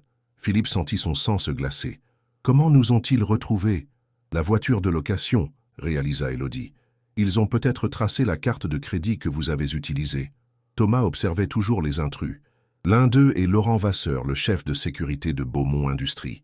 Je reconnais sa silhouette. « Et l'autre » demanda Philippe, redoutant la réponse. Thomas se raidit visiblement. « C'est votre frère, Nicolas Beaumont en personne. » Cette confirmation de la trahison fraternelle frappa Philippe comme un coup physique. Une chose était de lire des documents impliquant Nicolas, une autre était de le voir participer activement à cette chasse à l'homme. « Ils approchent de la maison, » continua Thomas. « Nous devons partir, maintenant. »« Par où » demanda Philippe. « Ils surveillent probablement toutes les issues. »« Pas toutes, » répondit Thomas, avec un sourire énigmatique. « Cette ferme a plus de 300 ans. Elle a servi de refuge pendant plusieurs guerres et a quelques secrets bien gardés. » Il se dirigea vers le cellier attenant à la cuisine et déplaça un tonneau apparemment vide. Sous celui-ci apparut une trappe. « Un passage souterrain, » expliqua-t-il. « Il mène jusqu'à une grange abandonnée à près d'1 kilomètre d'ici. Nous y avons laissé une voiture en cas d'urgence. » Philippe aida Thomas à soulever la lourde trappe en chêne, révélant un escalier étroit qui s'enfonçait dans l'obscurité. « Élodie, tu passes en premier, » indiqua Thomas. « Monsieur Beaumont, suivez-la. Je fermerai la marche et dissimulerai notre passage. » La petite fille s'engagea courageusement dans l'escalier, suivie par Philippe. Thomas récupéra rapidement le disque dur et l'enveloppe de documents, puis les rejoignit, refermant soigneusement la trappe derrière lui. Le passage était étroit et bas de plafond, forçant Philippe à progresser courbé. L'air y était humide et sentait la terre. Une odeur de cave ancestrale, chargée d'histoires et de secrets. « Ce tunnel date du XVIIIe siècle, » chuchota Thomas derrière lui. « Il a servi à cacher des aristocrates pendant la Révolution, puis des résistants pendant l'occupation. Ils avançaient lentement, guidés par la faible lueur de la lampe torche de Thomas. Le sol inégal et parfois boueux rendait la progression difficile. Soudain, au-dessus de leur tête, ils entendirent des bruits de pas et des voix étouffées. Nicolas et Vasseur avaient pénétré dans la ferme. « Ils sont entrés », souffla Élodie, ralentissant instinctivement. « Continue d'avancer », encouragea Thomas. Ils ne connaissent pas l'existence de ce passage. Ils accélérèrent autant que possible, conscients que chaque seconde comptait. Après ce qui sembla une éternité, l'étroit tunnel commença à remonter légèrement. « Nous approchons de la sortie », indiqua Thomas. Finalement, ils atteignirent une autre trappe que Thomas ouvrit avec précaution. Ils émergèrent dans une grange délabrée où une vieille Renault Clio était effectivement stationnée, camouflée sous une bâche poussiéreuse. « Elle n'est pas luxueuse », s'excusa presque Thomas en découvrant le véhicule, « mais elle est discrète et le réservoir est plein. » Ils montèrent rapidement, Thomas prenant le volant. La voiture démarra au quart de tour, et ils s'éloignèrent discrètement, tous feux éteints, avant de rejoindre une petite route départementale. « Où allons-nous maintenant » demanda Philippe. « Chez Juliette Deschamps » répondit Thomas. « Nous devions la retrouver demain, mais les circonstances nous obligent à accélérer les choses. J'ai son adresse personnelle. Elle m'avait donné sa carte lors de notre premier contact. » Il sortit un téléphone prépayé de sa poche et composa un numéro. « Juliette, c'est Thomas Mercier. Oui, je suis vivant. Écoutez, nous sommes en route vers chez vous. Beaumont est avec moi ainsi que ma fille. Nous sommes suivis par des hommes dangereux. Préparez-vous à nous recevoir dans environ 3 heures. » Il raccrocha et se concentra sur la route, conduisant aussi vite que la prudence le permettait sur les routes sinueuses de la campagne normande. Philippe regardait défiler le paysage nocturne, assimilant tout ce qui venait de se passer. En l'espace de 2 jours, sa vie avait basculé. Il avait perdu son entreprise, sa sécurité, la confiance en son propre frère. Mais, étrangement, il se sentait plus vivant, plus lucide qu'il ne l'avait été depuis des années. À côté de lui, Élodie s'était finalement endormie, sa tête reposant contre son épaule. Cet enfant extraordinaire lui avait non seulement sauvé la vie, mais lui avait aussi ouvert les yeux sur les conséquences humaines de décisions prises dans des bureaux feutrés. « Elle est épuisée », observa doucement Thomas, en jetant un coup d'œil dans le rétroviseur. « Elle a toujours été forte, mais ces derniers mois ont été terribles pour elle. »« C'est une enfant remarquable », répondit Philippe. « Vous pouvez être fier d'elle. » Thomas hocha la tête, un mélange de fierté et de tristesse dans le regard. « Je regrette qu'elle ait dû grandir si vite. À son âge, elle devrait jouer avec des amis, pas fuir des hommes armés. » Philippe ne pouvait qu'acquiescer. Il se sentait en partie responsable du sort de cette famille, même s'il n'avait pas directement orchestré leur malheur. « Quand tout sera terminé, dit-il avec conviction, je ferai tout ce qui est en mon pouvoir pour vous aider, vous et votre famille, à reconstruire votre vie. » Thomas lui jeta un regard sceptique. « Les promesses sont faciles à faire dans les moments difficiles, monsieur Beaumont. »« Ce n'est pas une simple promesse, affirma Philippe. C'est un engagement. Votre fille m'a sauvé la vie. Elle m'a ouvert les yeux sur ce qu'était devenue mon entreprise. Je lui dois bien plus qu'une simple compensation financière. » Leur conversation fut interrompue par des phares qui apparurent soudain dans le rétroviseur, se rapprochant rapidement. « Nous avons de la compagnie, » annonça Thomas, accélérant légèrement. Philippe se retourna et vit une puissante berline noire qui gagnait du terrain. « C'est eux ? Probablement. Ils ont dû découvrir le tunnel et deviner notre itinéraire. » La berline se rapprochait inexorablement, ses phares éblouissants maintenant presque collés à leurs pare-chocs arrière. « Ils vont nous rattraper », constata Philippe, sentant la panique monter en lui. « Cette Clio ne fait pas le poids face à leur voiture. » Thomas serra les dents, manœuvrant habilement dans les virages pour maintenir la distance. « Je connais ces routes mieux qu'eux, » dit-il avec détermination, « et je sais exactement où nous pouvons les semer. » Thomas engagea brusquement la Clio sur un chemin forestier à peine visible, éteignant les phares au dernier moment. Les branches fouettaient la carrosserie tandis qu'il s'enfonçait dans l'obscurité presque totale, guidé uniquement par la faible lueur de la lune filtrant à travers les arbres. « Ils vont nous perdre de vue pendant quelques instants, » expliqua Thomas, concentré sur le sentier chaotique. « Mais ce n'est qu'un répit temporaire. » Élodie s'était réveillée en sursaut et observait la situation avec une inquiétude muette. Philippe admirait son calme apparent, alors que bien des adultes auraient cédé à la panique dans de telles circonstances. Après plusieurs minutes d'une conduite éprouvante sur le chemin forestier, ils débouchèrent sur une petite route départementale. « Nous ne pouvons pas continuer vers Paris, » déclara Thomas. « Ils surveilleront toutes les routes principales dans cette direction. » « Que suggérez-vous » demanda Philippe. Un changement radical d'itinéraire. Au lieu d'aller vers le nord, nous allons vers le sud. J'ai un autre refuge que personne ne connaît. Pas même mes anciens collègues de Beaumont Industrie. Où ça? En Provence. Une vieille maison de famille près d'Aix-en-Provence. Elle est isolée, difficile d'accès et officiellement inhabitée depuis des années. Philippe réfléchit rapidement. Et Juliette Deschamps? Elle nous attend. Je vais la contacter pour reporter notre rencontre, répondit Thomas. C'est plus sûr pour tout le monde. Elle pourra nous rejoindre directement en Provence. Il prit une décision rapide. D'accord. Direction le sud. Thomas hocha la tête et s'engagea sur la départementale, évitant délibérément les grands axes. Ils roulèrent en silence pendant près d'1 heure, changeant plusieurs fois de direction pour brouiller d'éventuelles poursuites. « Je crois que nous les avons semés pour l'instant », déclara finalement Thomas en se détendant légèrement. « Mais ils disposent de moyens considérables. Il faut rester vigilant. » Il s'arrêta à une station-service isolée pour faire le plein. Pendant que Philippe surveillait les alentours, Thomas téléphona à Juliette Deschamps pour l'informer du changement de plan. La journaliste accepta de les retrouver en Provence 2 jours plus tard. Le temps pour eux de s'y rendre en toute sécurité et pour elle de régler quelques affaires urgentes à Paris. « Elle est d'accord », annonça Thomas en revenant vers la voiture. « Et j'ai acheté quelques provisions pour la route. » Il tendit à Élodie un sandwich et une bouteille d'eau que la petite fille accepta avec gratitude. Philippe réalisa soudain qu'aucun d'eux n'avait mangé depuis des heures. Ils reprirent la route, optant pour un itinéraire secondaire qui rallongeait considérablement le trajet, mais offrait plus de discrétion. La nuit avançait et Élodie finit par se rendormir, bercée par les vibrations de la voiture. « Votre fille est extraordinaire », murmura Philippe, brisant le silence qui s'était installé. « Elle a fait preuve d'un courage et d'une intelligence remarquables. » Thomas jeta un regard attendri vers la banquette arrière où dormait Élodie. « Elle a toujours été précoce », répondit-il doucement. « Trop, peut-être. Sa mère et moi avons parfois eu du mal à suivre son développement. À 8 ans, elle lisait déjà des livres destinés aux adolescents et posait des questions sur l'économie mondiale. » Il marqua une pause, son visage s'assombrissant. « Quand j'ai découvert les irrégularités chez Beaumont, je lui ai expliqué la situation simplement, sans entrer dans les détails. Je ne voulais pas l'inquiéter, mais elle a tout compris instantanément. Elle m'a même aidé à organiser certains documents, à classifier des informations. Je comprends mieux sa maîtrise de toute cette affaire, observa Philippe. Elle connaissait déjà les tenants et les aboutissants. Thomas hocha la tête. Ce que je ne savais pas, c'est qu'elle m'espionnait parfois quand je travaillais tard le soir. Elle a mémorisé des noms, des chiffres, des lieux que je n'avais jamais mentionnés devant elle.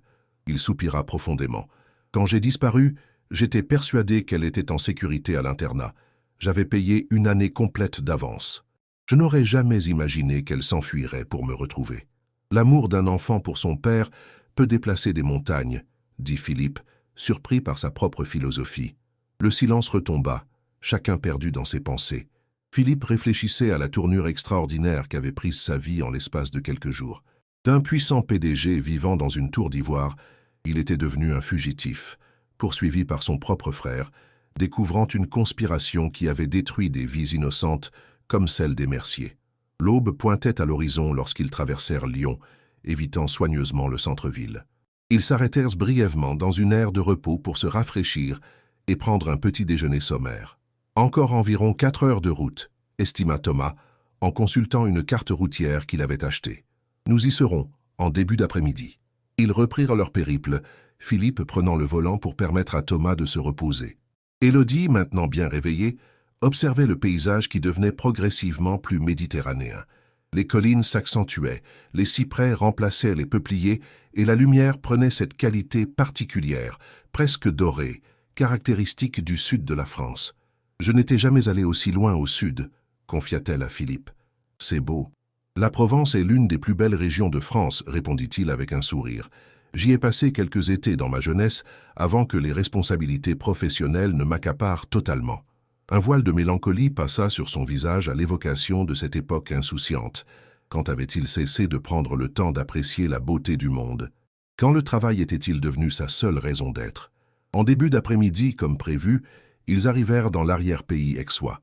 Thomas, qui s'était réveillé entre-temps, les guida à travers un dédale de petites routes sinueuses qui grimpaient dans les collines couvertes de chênes verts et d'oliviers. « C'est encore loin ?» demanda Philippe, inquiets de l'état de leur réservoir d'essence qui approchait dangereusement du niveau minimal. « Presque arrivé », le rassura Thomas. « Encore 2 kilomètres sur ce chemin, puis nous prendrons un sentier à peine carrossable. La maison est complètement isolée, invisible depuis la route. » Effectivement, après avoir emprunté un chemin rocailleux qui mit à rude épreuve la suspension de la petite Clio, ils aperçurent enfin leur destination.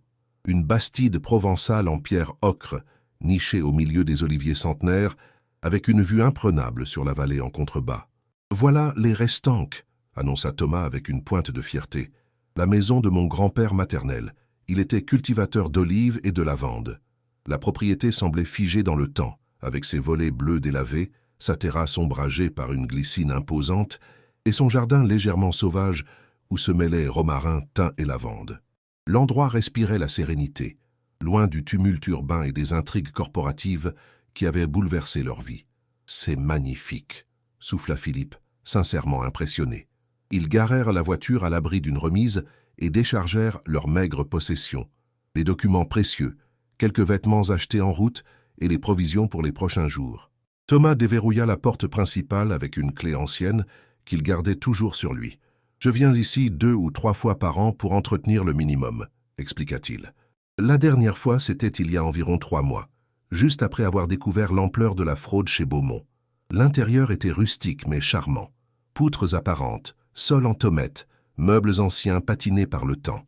Une épaisse couche de poussière recouvrait certaines surfaces, témoignant de l'absence prolongée d'habitants permanents. « Je vais ouvrir les volets et aérer », proposa Thomas. « Élodie, tu te souviens où se trouve ta chambre ?» La petite fille hocha la tête et se dirigea vers l'escalier en bois qui menait à l'étage, visiblement heureuse de retrouver un lieu familier après ses jours d'errance. Philippe se sentait étrangement déplacé dans cet environnement domestique.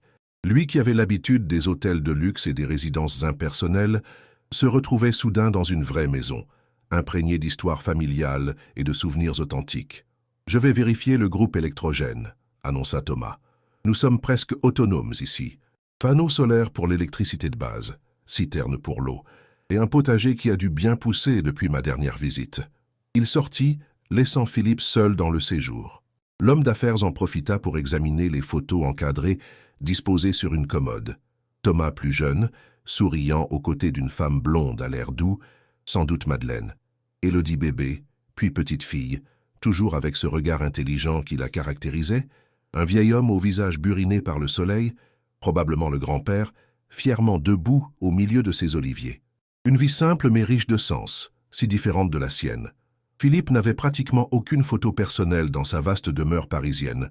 Son existence était définie par des graphiques de croissance, des rapports financiers, des couvertures de magazines économiques vantant ses succès professionnels. « Vous découvrez ma famille ?» La voix d'Élodie le fit sursauter.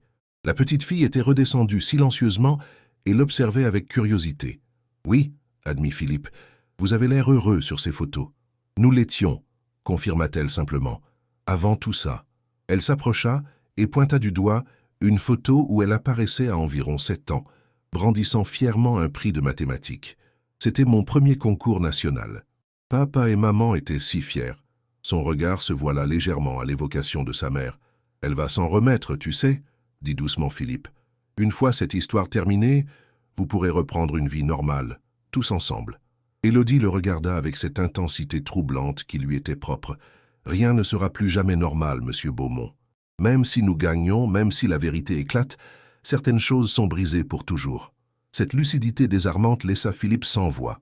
Comment répondre à une enfant qui avait déjà compris la dure réalité que bien des adultes refusaient d'admettre?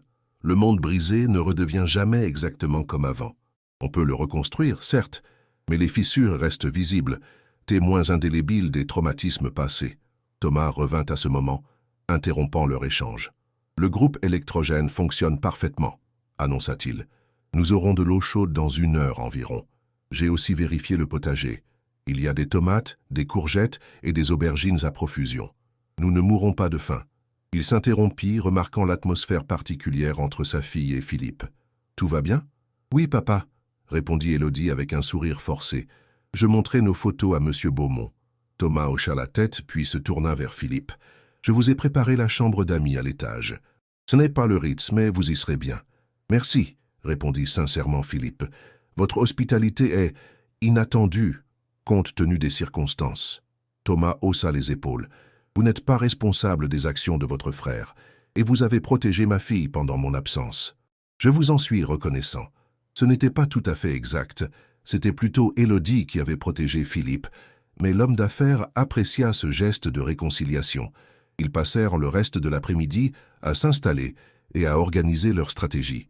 Thomas sortit une grande carte de la région qu'il étala sur la table de la cuisine. « Juliette Deschamps nous rejoindra après-demain », expliqua-t-il. « D'ici là, nous devons rester extrêmement discrets.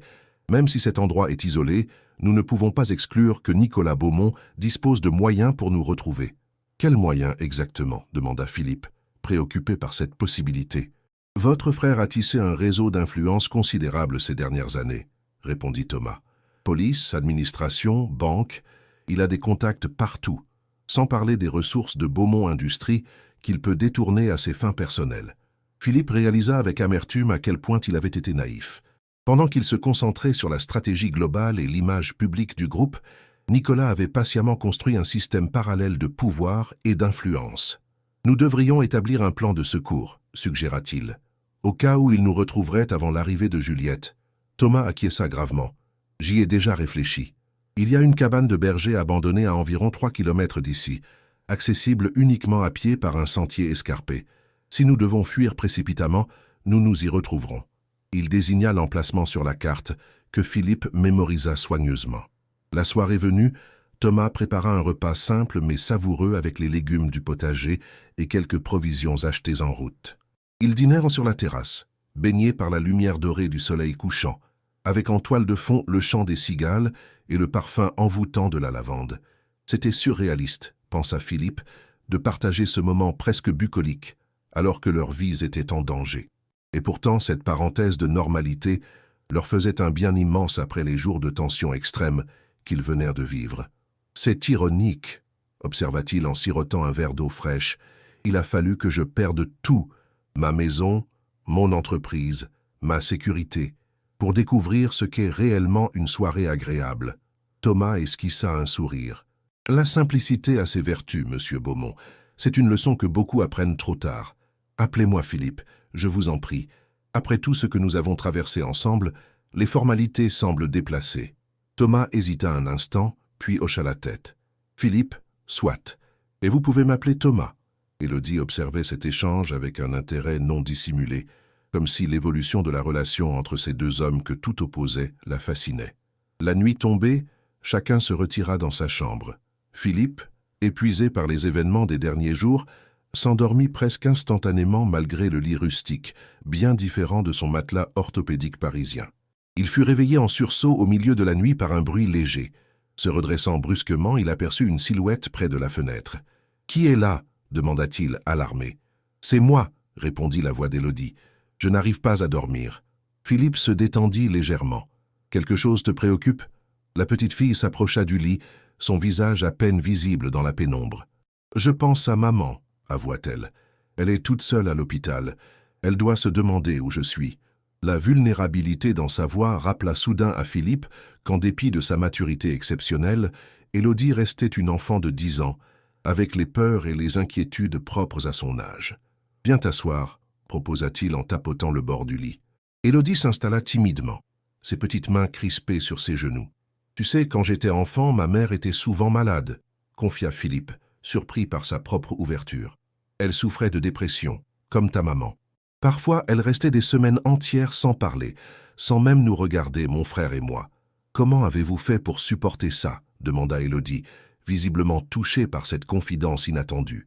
Philippe réfléchit un instant. « Je me disais que même si elle semblait absente, au fond d'elle-même, elle savait que j'étais là, que je l'aimais, et que cette pensée lui apportait peut-être un peu de réconfort. » Il marqua une pause, réalisant soudain à quel point cette expérience d'enfance avait influencé sa vie adulte, son besoin de contrôle, sa difficulté à établir des relations authentiques. « Ta mère sait que ton père et toi faites tout pour arranger les choses, » poursuivit-il doucement. « Et bientôt vous serez à nouveau réunis. » Élodie hocha lentement la tête, semblant trouver un certain réconfort dans ses paroles. « Est-ce que votre mère a guéri ?»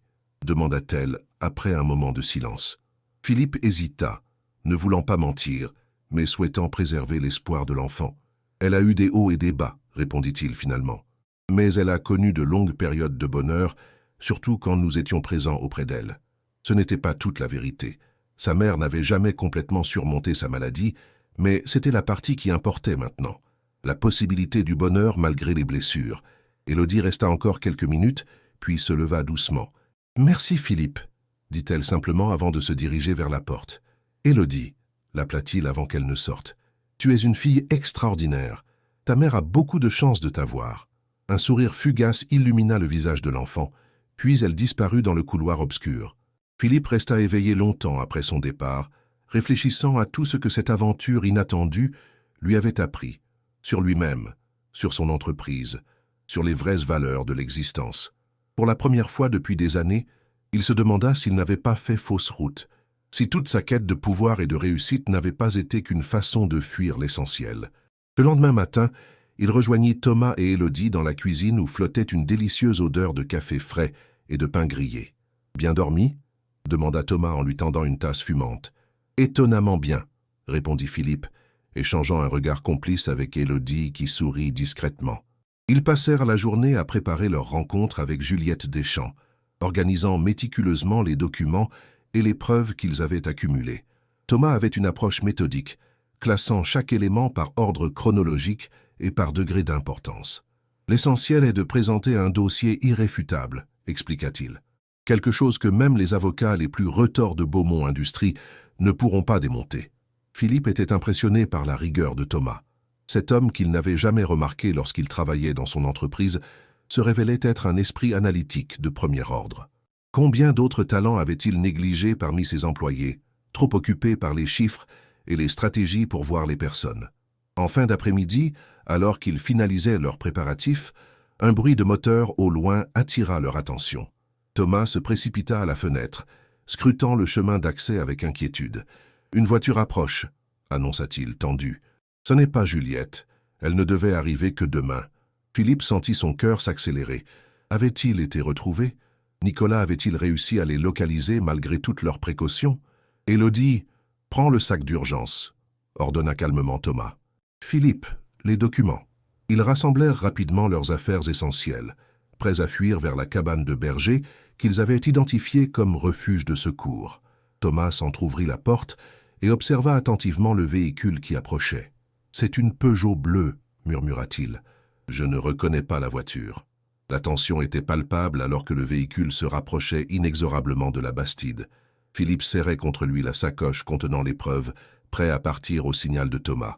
La voiture s'arrêta finalement dans un nuage de poussière. Une portière s'ouvrit et une silhouette en descendit. « C'est une femme », observa Thomas, légèrement surpris. La visiteuse avança vers la maison d'un pas décidé. Grande, élégante malgré sa tenue décontractée, des cheveux châtains coupés au carré, des lunettes de soleil masquant son regard. « C'est Juliette !» s'exclama soudain Philippe, reconnaissant la démarche caractéristique de la journaliste. « Elle est venue plus tôt que prévu. » Thomas laissa échapper un soupir de soulagement, mais resta prudent. « Attendez ici », dit-il avant de sortir à la rencontre de la nouvelle arrivante. Philippe et Élodie observèrent par la fenêtre l'échange entre Thomas et Juliette. La journaliste semblait agitée, parlant avec de grands gestes. Après quelques minutes de conversation, Thomas revint vers la maison, Juliette sur ses talons. « Elle a des nouvelles urgentes », annonça-t-il en ouvrant la porte. « C'est pour ça qu'elle est venue plus tôt. » Juliette Deschamps entra dans le séjour, ôtant ses lunettes pour révéler un regard vif et intelligent. Elle salua Philippe d'un hochement de tête, puis sourit gentiment à Élodie. « Pardonnez cette arrivée précipitée », s'excusa-t-elle, « mais la situation a évolué dramatiquement ces dernières heures. » Elle sortit une tablette de son sac et la posa sur la table. « Nicolas Beaumont a convoqué une conférence de presse ce matin. Il a officiellement annoncé votre disparition inquiétante, Philippe, et a pris la direction intérimaire du groupe. » Elle fit défiler quelques articles de presse sur l'écran. « Mais ce n'est pas tout. Il a également laissé entendre que vous auriez pu fuir après la découverte d'irrégularités financières dont vous seriez responsable. » Philippe sentit une colère froide l'envahir. « Il m'accuse de ses propres crimes. »« C'est une stratégie classique, » confirma Juliette. « Mais j'ai une autre nouvelle, plus préoccupante encore. » Elle leur montra un message qu'elle avait reçu sur son téléphone professionnel. « Un informateur anonyme au sein de Beaumont Industries m'a prévenu que Nicolas a engagé des professionnels pour vous retrouver. Des hommes dangereux sans scrupules.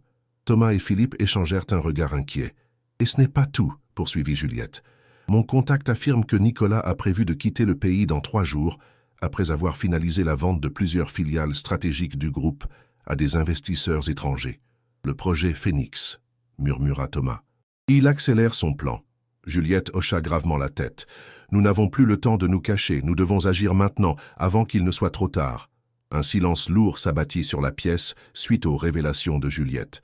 Le soleil déclinant projetait des ombres allongées à travers les fenêtres de la Bastide, comme pour souligner la gravité du moment. « 3 jours, » répéta Philippe, assimilant l'information. « C'est le temps qu'il nous reste pour empêcher Nicolas de détruire l'héritage de 3 générations et de disparaître avec l'argent. » Juliette acquiesça, son visage reflétant une détermination professionnelle qu'elle avait développée au cours de ses années d'investigation. « J'ai commencé à travailler sur un dossier complet, » expliqua-t-elle en sortant un ordinateur portable de son sac. « Mais pour qu'il soit vraiment imparable, j'ai besoin de toutes les preuves que vous avez rassemblées. » Thomas sortit le disque dur externe et les documents qu'ils avaient méticuleusement organisés. « Voici tout ce que nous avons, » dit-il en les posant sur la table. « Des années de fraude documentée, des transferts illicites vers des paradis fiscaux, des fausses factures, des enregistrements compromettants, tout y est. » Juliette examina rapidement les documents, son expression passant de la concentration à la stupéfaction.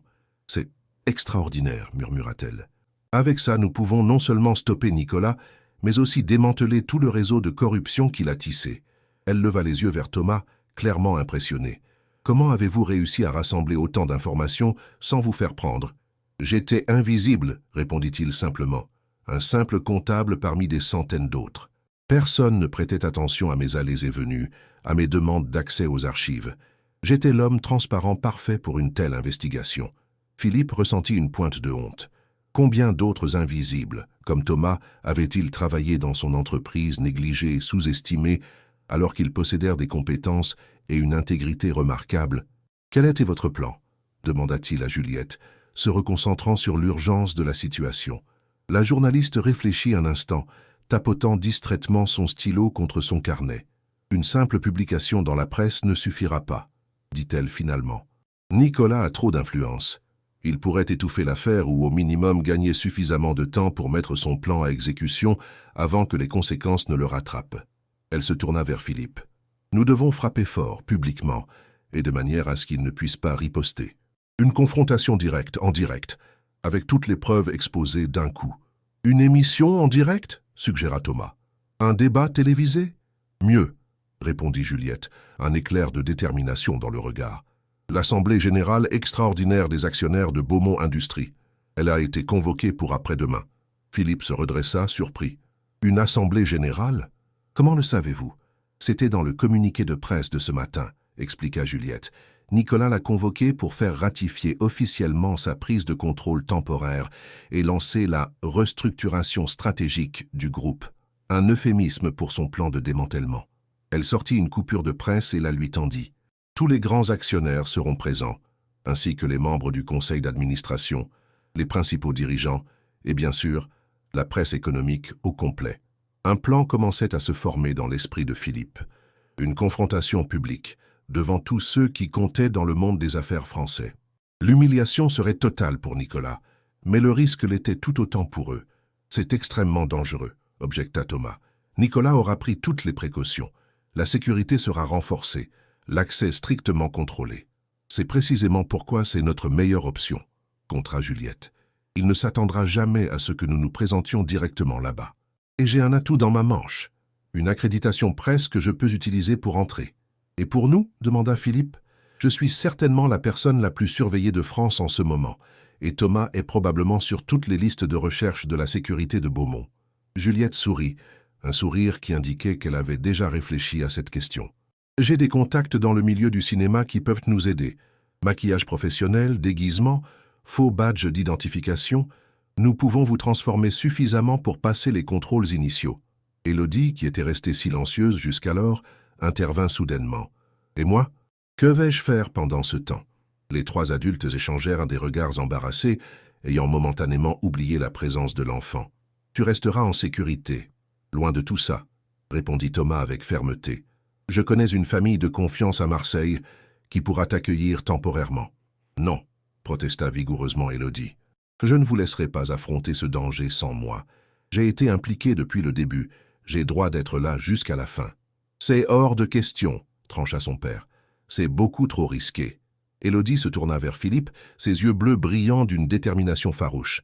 Vous savez que j'ai raison. Sans moi, vous ne seriez même pas ici aujourd'hui. J'ai prouvé que je pouvais être utile, que je savais gérer les situations dangereuses. Philippe était déchiré. D'un côté, il comprenait parfaitement la réticence de Thomas à exposer sa fille à un tel danger. De l'autre, il ne pouvait nier qu'Élodie avait démontré un courage et une présence d'esprit extraordinaires depuis leur rencontre. Peut-être y a-t-il un compromis, suggéra-t-il prudemment. Élodie pourrait rester avec une personne de confiance à proximité du lieu de l'assemblée, prête à intervenir en cas de besoin, mais sans s'exposer directement au danger. Thomas semblait sur le point de protester, mais Juliette l'interrompit. En fait, sa présence pourrait être un atout, dit-elle, pensant à voix haute. Nicolas ne connaît pas Élodie. Il ne sait probablement pas qu'elle est avec vous. Elle pourrait passer inaperçue là où vous seriez immédiatement repéré. Vous suggérez d'utiliser ma fille comme... Quoi? Un appât? Une espionne? S'indigna Thomas.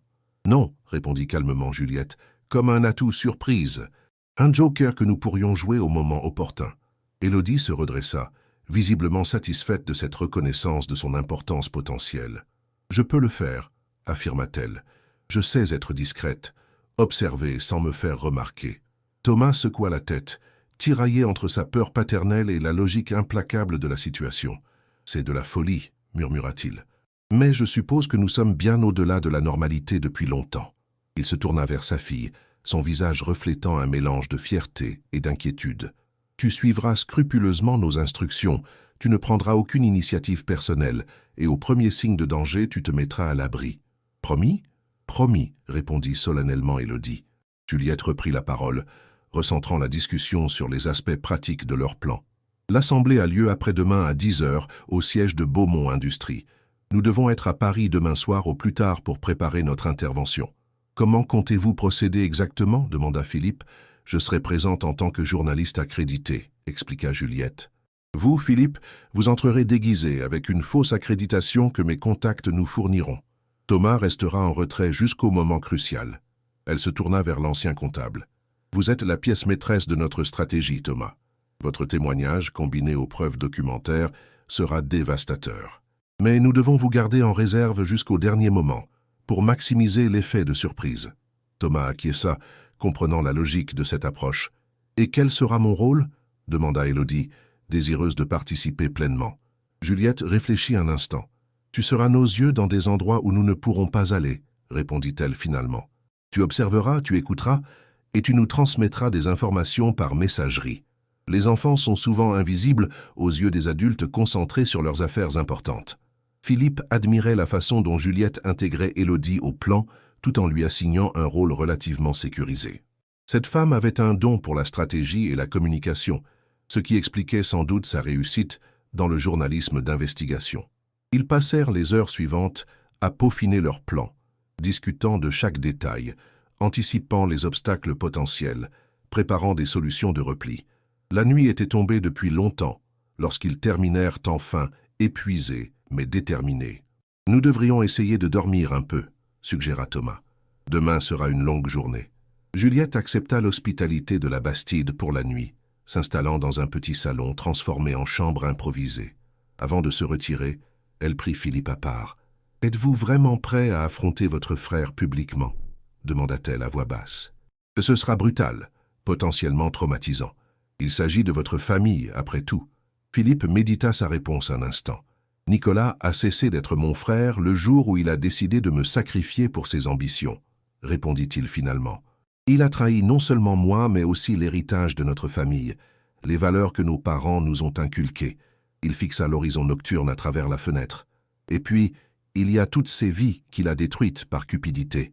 Des familles comme celle de Thomas et Élodie. Je ne peux pas laisser cela impuni, lien fraternel ou pas. » Juliette hocha la tête, satisfaite de sa détermination. « Reposez-vous.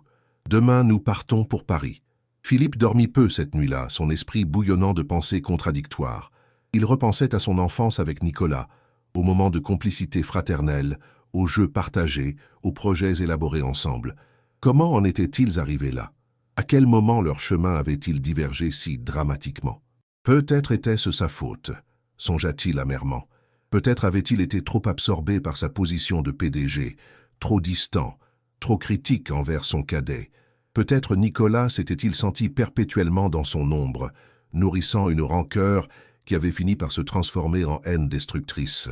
Ces réflexions le tourmentèrent jusqu'à l'aube, où il finit par s'assoupir brièvement, pour être réveillé par l'odeur du café frais qui montait de la cuisine. Le petit déjeuner fut silencieux, chacun plongé dans ses pensées, mesurant l'ampleur du défi qui les attendait. Ils rassemblèrent ensuite leurs affaires essentielles, les documents, le disque dur, quelques vêtements et les provisions pour le voyage. « Nous prendrons ma voiture », décida Juliette. « Elle est moins susceptible d'être recherchée que la vôtre. » Thomas jeta un dernier regard mélancolique à la Bastide avant de fermer la porte. « Que j'espère que nous pourrons y revenir un jour, dans des circonstances plus heureuses, » murmura-t-il. Le trajet vers Paris fut long et tendu. Ils évitèrent délibérément les autoroutes, préférant les routes nationales moins surveillées, changeant régulièrement de conducteur pour rester alerte. Juliette utilisait son téléphone pour se tenir informée des derniers développements, tandis qu'Élodie somnolait sur la banquette arrière, sa tête reposant contre l'épaule de son père. En milieu d'après-midi, Juliette reçut un appel qui la fit froncer les sourcils. « Mauvaise nouvelle ?»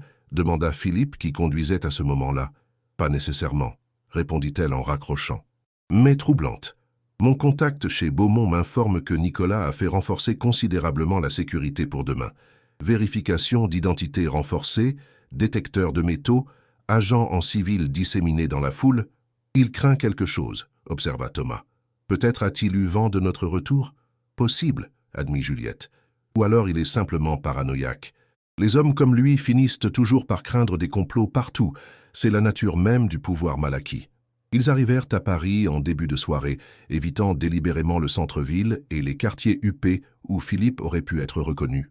Juliette les conduisit vers Montreuil, une commune limitrophe à l'est de la capitale, et s'arrêta devant un immeuble moderne mais discret. « C'est ici que vit mon contact dans le milieu du cinéma », expliqua-t-elle. « Antoine Lefebvre, maquilleur et costumier de génie.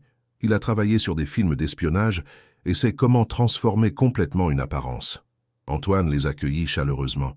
La cinquantaine dynamique, vêtue avec une élégance décontractée, il émanait de lui une énergie créative, contagieuse. « Juliette m'a expliqué la situation, » dit-il après les présentations. « Ne vous inquiétez pas, quand j'en aurai fini avec vous, même votre mère ne vous reconnaîtrait pas. » Il les installa dans son vaste loft, transformé en partie en atelier de maquillage professionnel. Des perruques, des prothèses faciales, des lentilles colorées et toutes sortes d'accessoires s'alignaient sur les étagères. « Commençons par vous, monsieur Beaumont, » proposa Antoine. « Vous êtes le plus reconnaissable du groupe. » Pendant plus d'une heure, le maquilleur travailla sur Philippe, appliquant des prothèses subtiles pour modifier la structure de son visage, changeant la couleur de ses cheveux, ajoutant des rides stratégiques pour vieillir son apparence. Des lentilles au marron remplacèrent ses yeux bleus caractéristiques et des coussinets discrets modifièrent sa silhouette. Lorsqu'Antoine lui tendit finalement un miroir, Philippe eut un mouvement de recul. L'homme qui lui faisait face était un parfait inconnu, plus âgé d'une quinzaine d'années, légèrement bedonnant avec un visage rond, aux traits indistincts et un regard fatigué. « C'est incroyable », murmura-t-il touchant son nouveau visage avec incrédulité. « N'y touchez pas trop », avertit Antoine. « Le maquillage est conçu pour résister à la transpiration et aux conditions normales, mais il n'est pas indestructible. » Il se tourna ensuite vers Thomas, qu'il transforma en un homme d'affaires prospère aux cheveux poivre et sel, élégant et sûr de lui, l'opposé exact du comptable discret qu'il avait été. « Et maintenant, la petite demoiselle », dit Antoine en se tournant vers Élodie. La transformation de l'enfant fut plus légère, mais tout aussi efficace. Une perruque rousse aux cheveux courts, des lunettes à monture épaisse et quelques taches de rousseur appliquées sur son nez et ses joues. Elle semblait maintenant être une toute autre petite fille. « Je serai la fille de Juliette », expliqua fièrement Élodie, entrant immédiatement dans son rôle. « Nous avons décidé que c'était la couverture la plus naturelle. » Antoine fournit également des vêtements adaptés à leurs nouvelles identités. Un costume légèrement démodé pour Philippe, une tenue élégante pour Thomas et un ensemble coloré et enfantin pour Élodie. « Voici vos nouvelles identités », annonça Juliette en leur tendant des dossiers, contenant carte d'identité, carte de visite et accréditation. Apprenez-les par cœur d'ici demain matin. Philippe découvrit qu'il était désormais Bernard Lecomte, journaliste freelance spécialisé dans l'économie pour divers magazines. Thomas devenait Alain Durand, consultant en gestion d'entreprise. Élodie, quant à elle, s'appellerait Manon Deschamps, fille de Juliette, amenée exceptionnellement à cette assemblée pour un projet scolaire.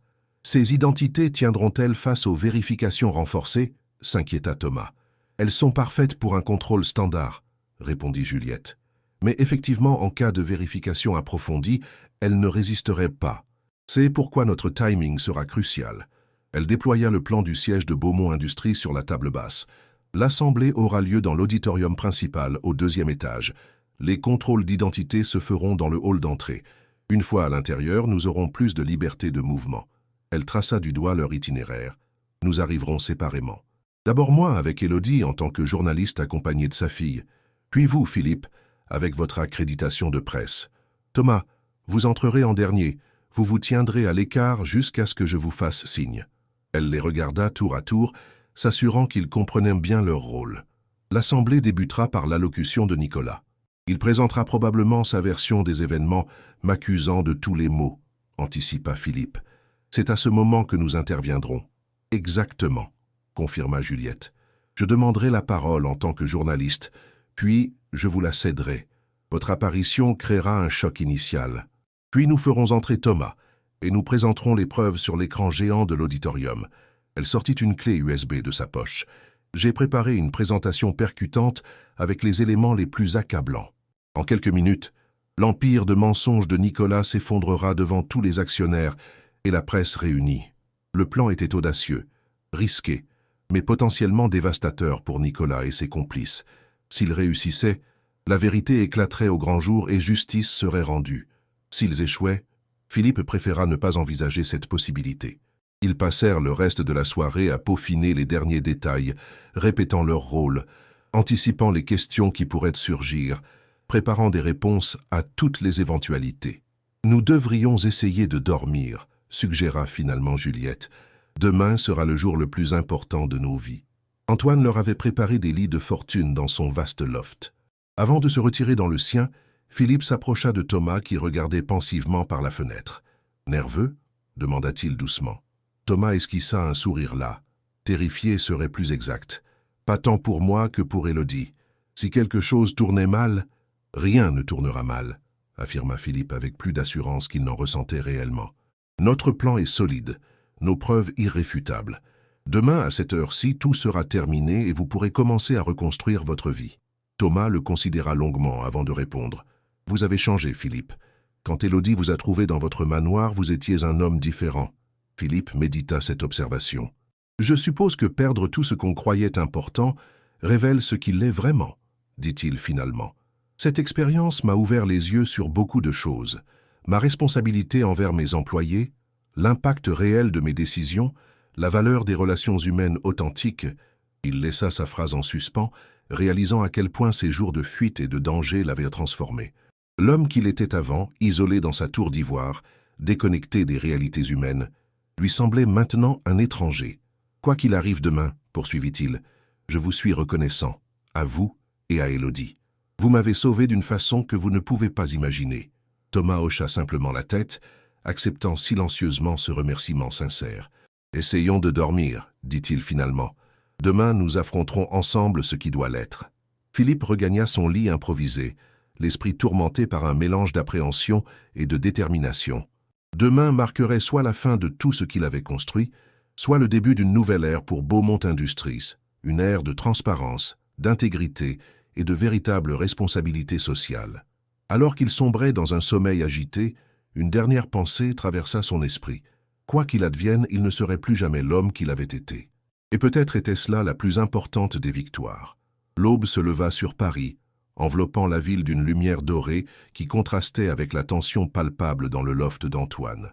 Chacun se préparait en silence, conscient de l'importance capitale de cette journée. Philippe ajustait sa cravate devant un miroir, contemplant le visage d'un étranger qui lui rendait son regard.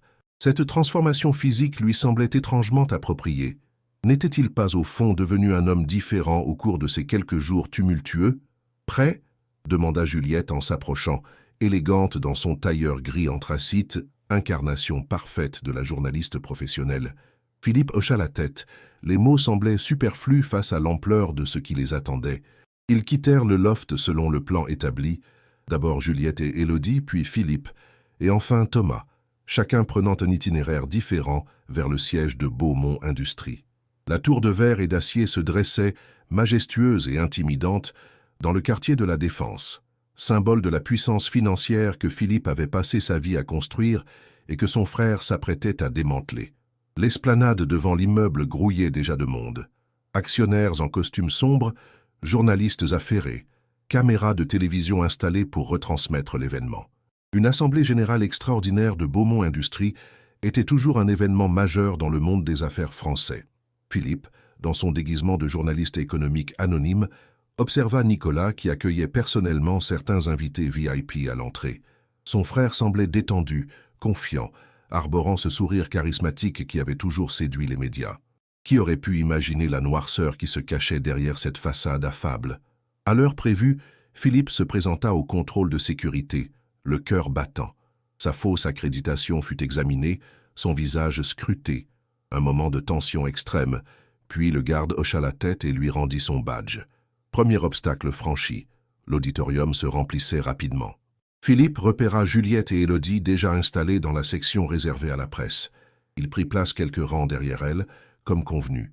Thomas attendrait dans un café voisin le signal de Juliette pour faire son entrée, au moment crucial. À 10 heures précises, Nicolas Beaumont monta sur l'estrade, accueilli par des applaudissements polis.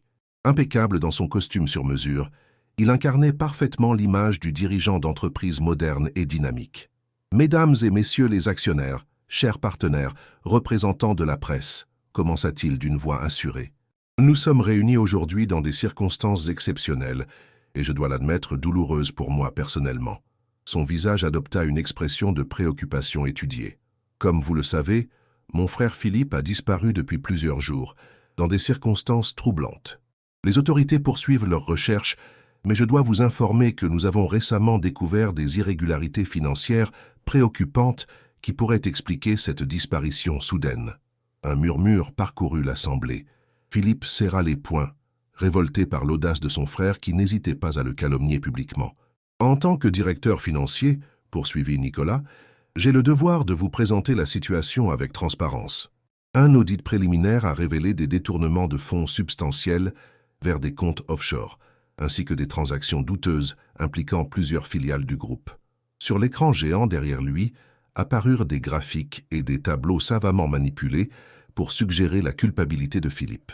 Face à cette situation critique, le conseil d'administration m'a demandé d'assumer temporairement la direction du groupe et de mettre en œuvre un plan de restructuration stratégique pour préserver nos actifs et restaurer la confiance de nos partenaires. Philippe échangea un regard avec Juliette. Le moment approchait. Nicolas détaillait maintenant son plan de sauvetage. En réalité, le démantèlement programmé de l'entreprise familiale au profit d'investisseurs étrangers complices. « Des questions ?» demanda finalement Nicolas, après avoir présenté son projet avec un aplomb remarquable. Juliette leva immédiatement la main.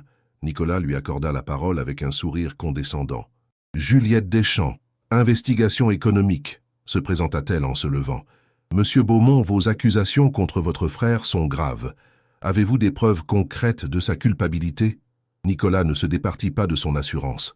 Les documents projetés à l'instant constituent déjà un faisceau d'indices troublants.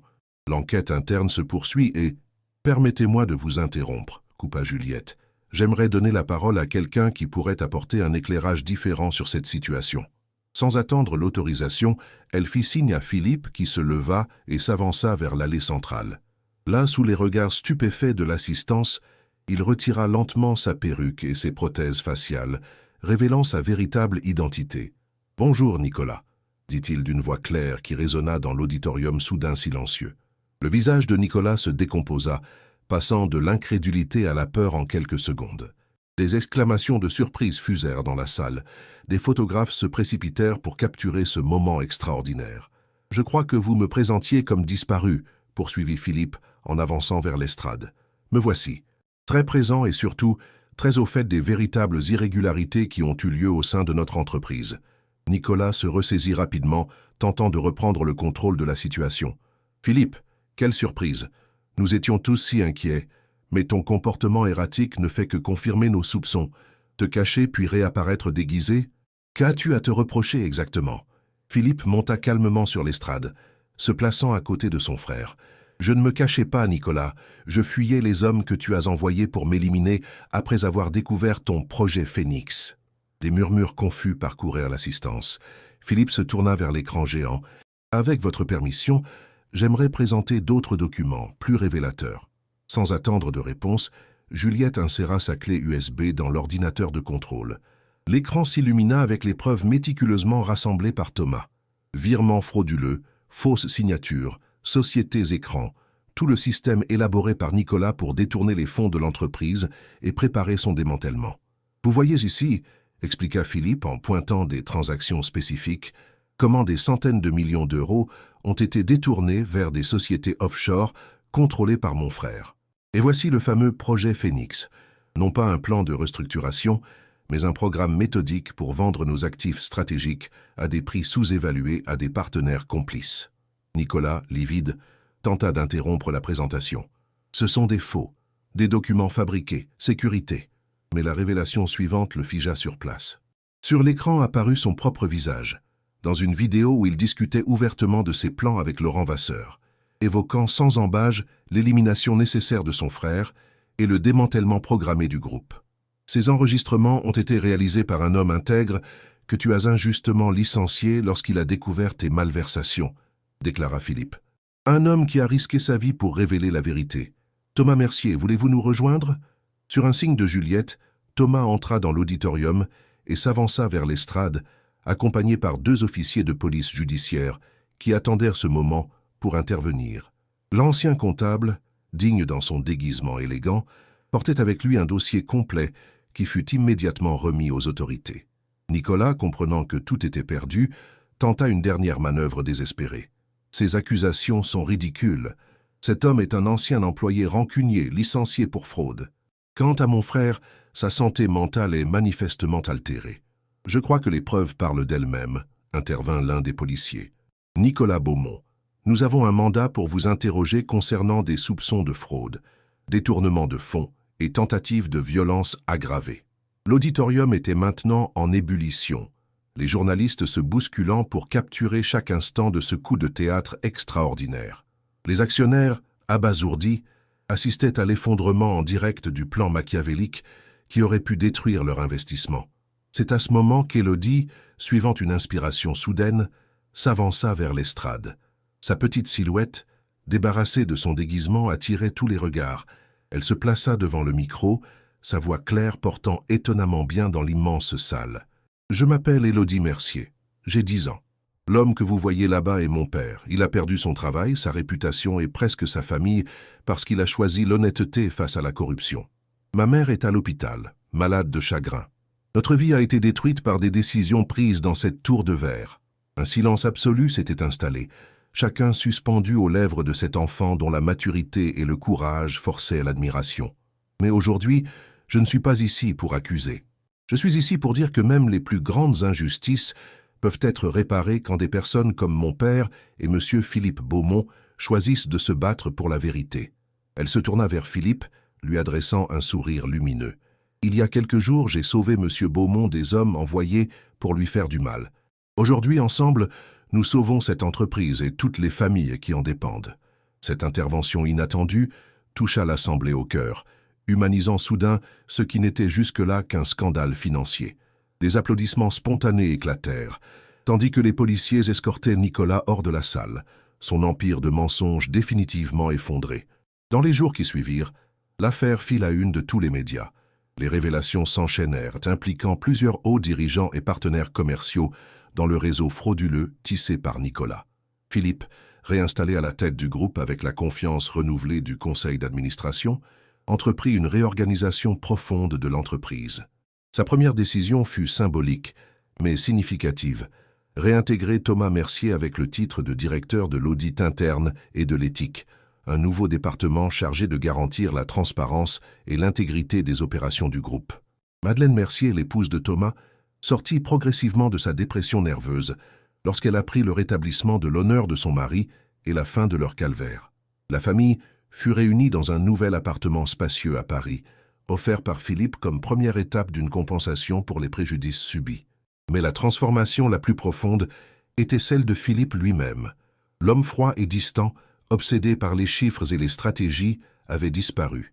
À sa place se tenait un dirigeant conscient de sa responsabilité sociale, attentif à l'impact humain de ses décisions et déterminé à faire de Beaumont Industries un modèle d'entreprise éthique. Chaque samedi, Philippe rendait visite au Mercier.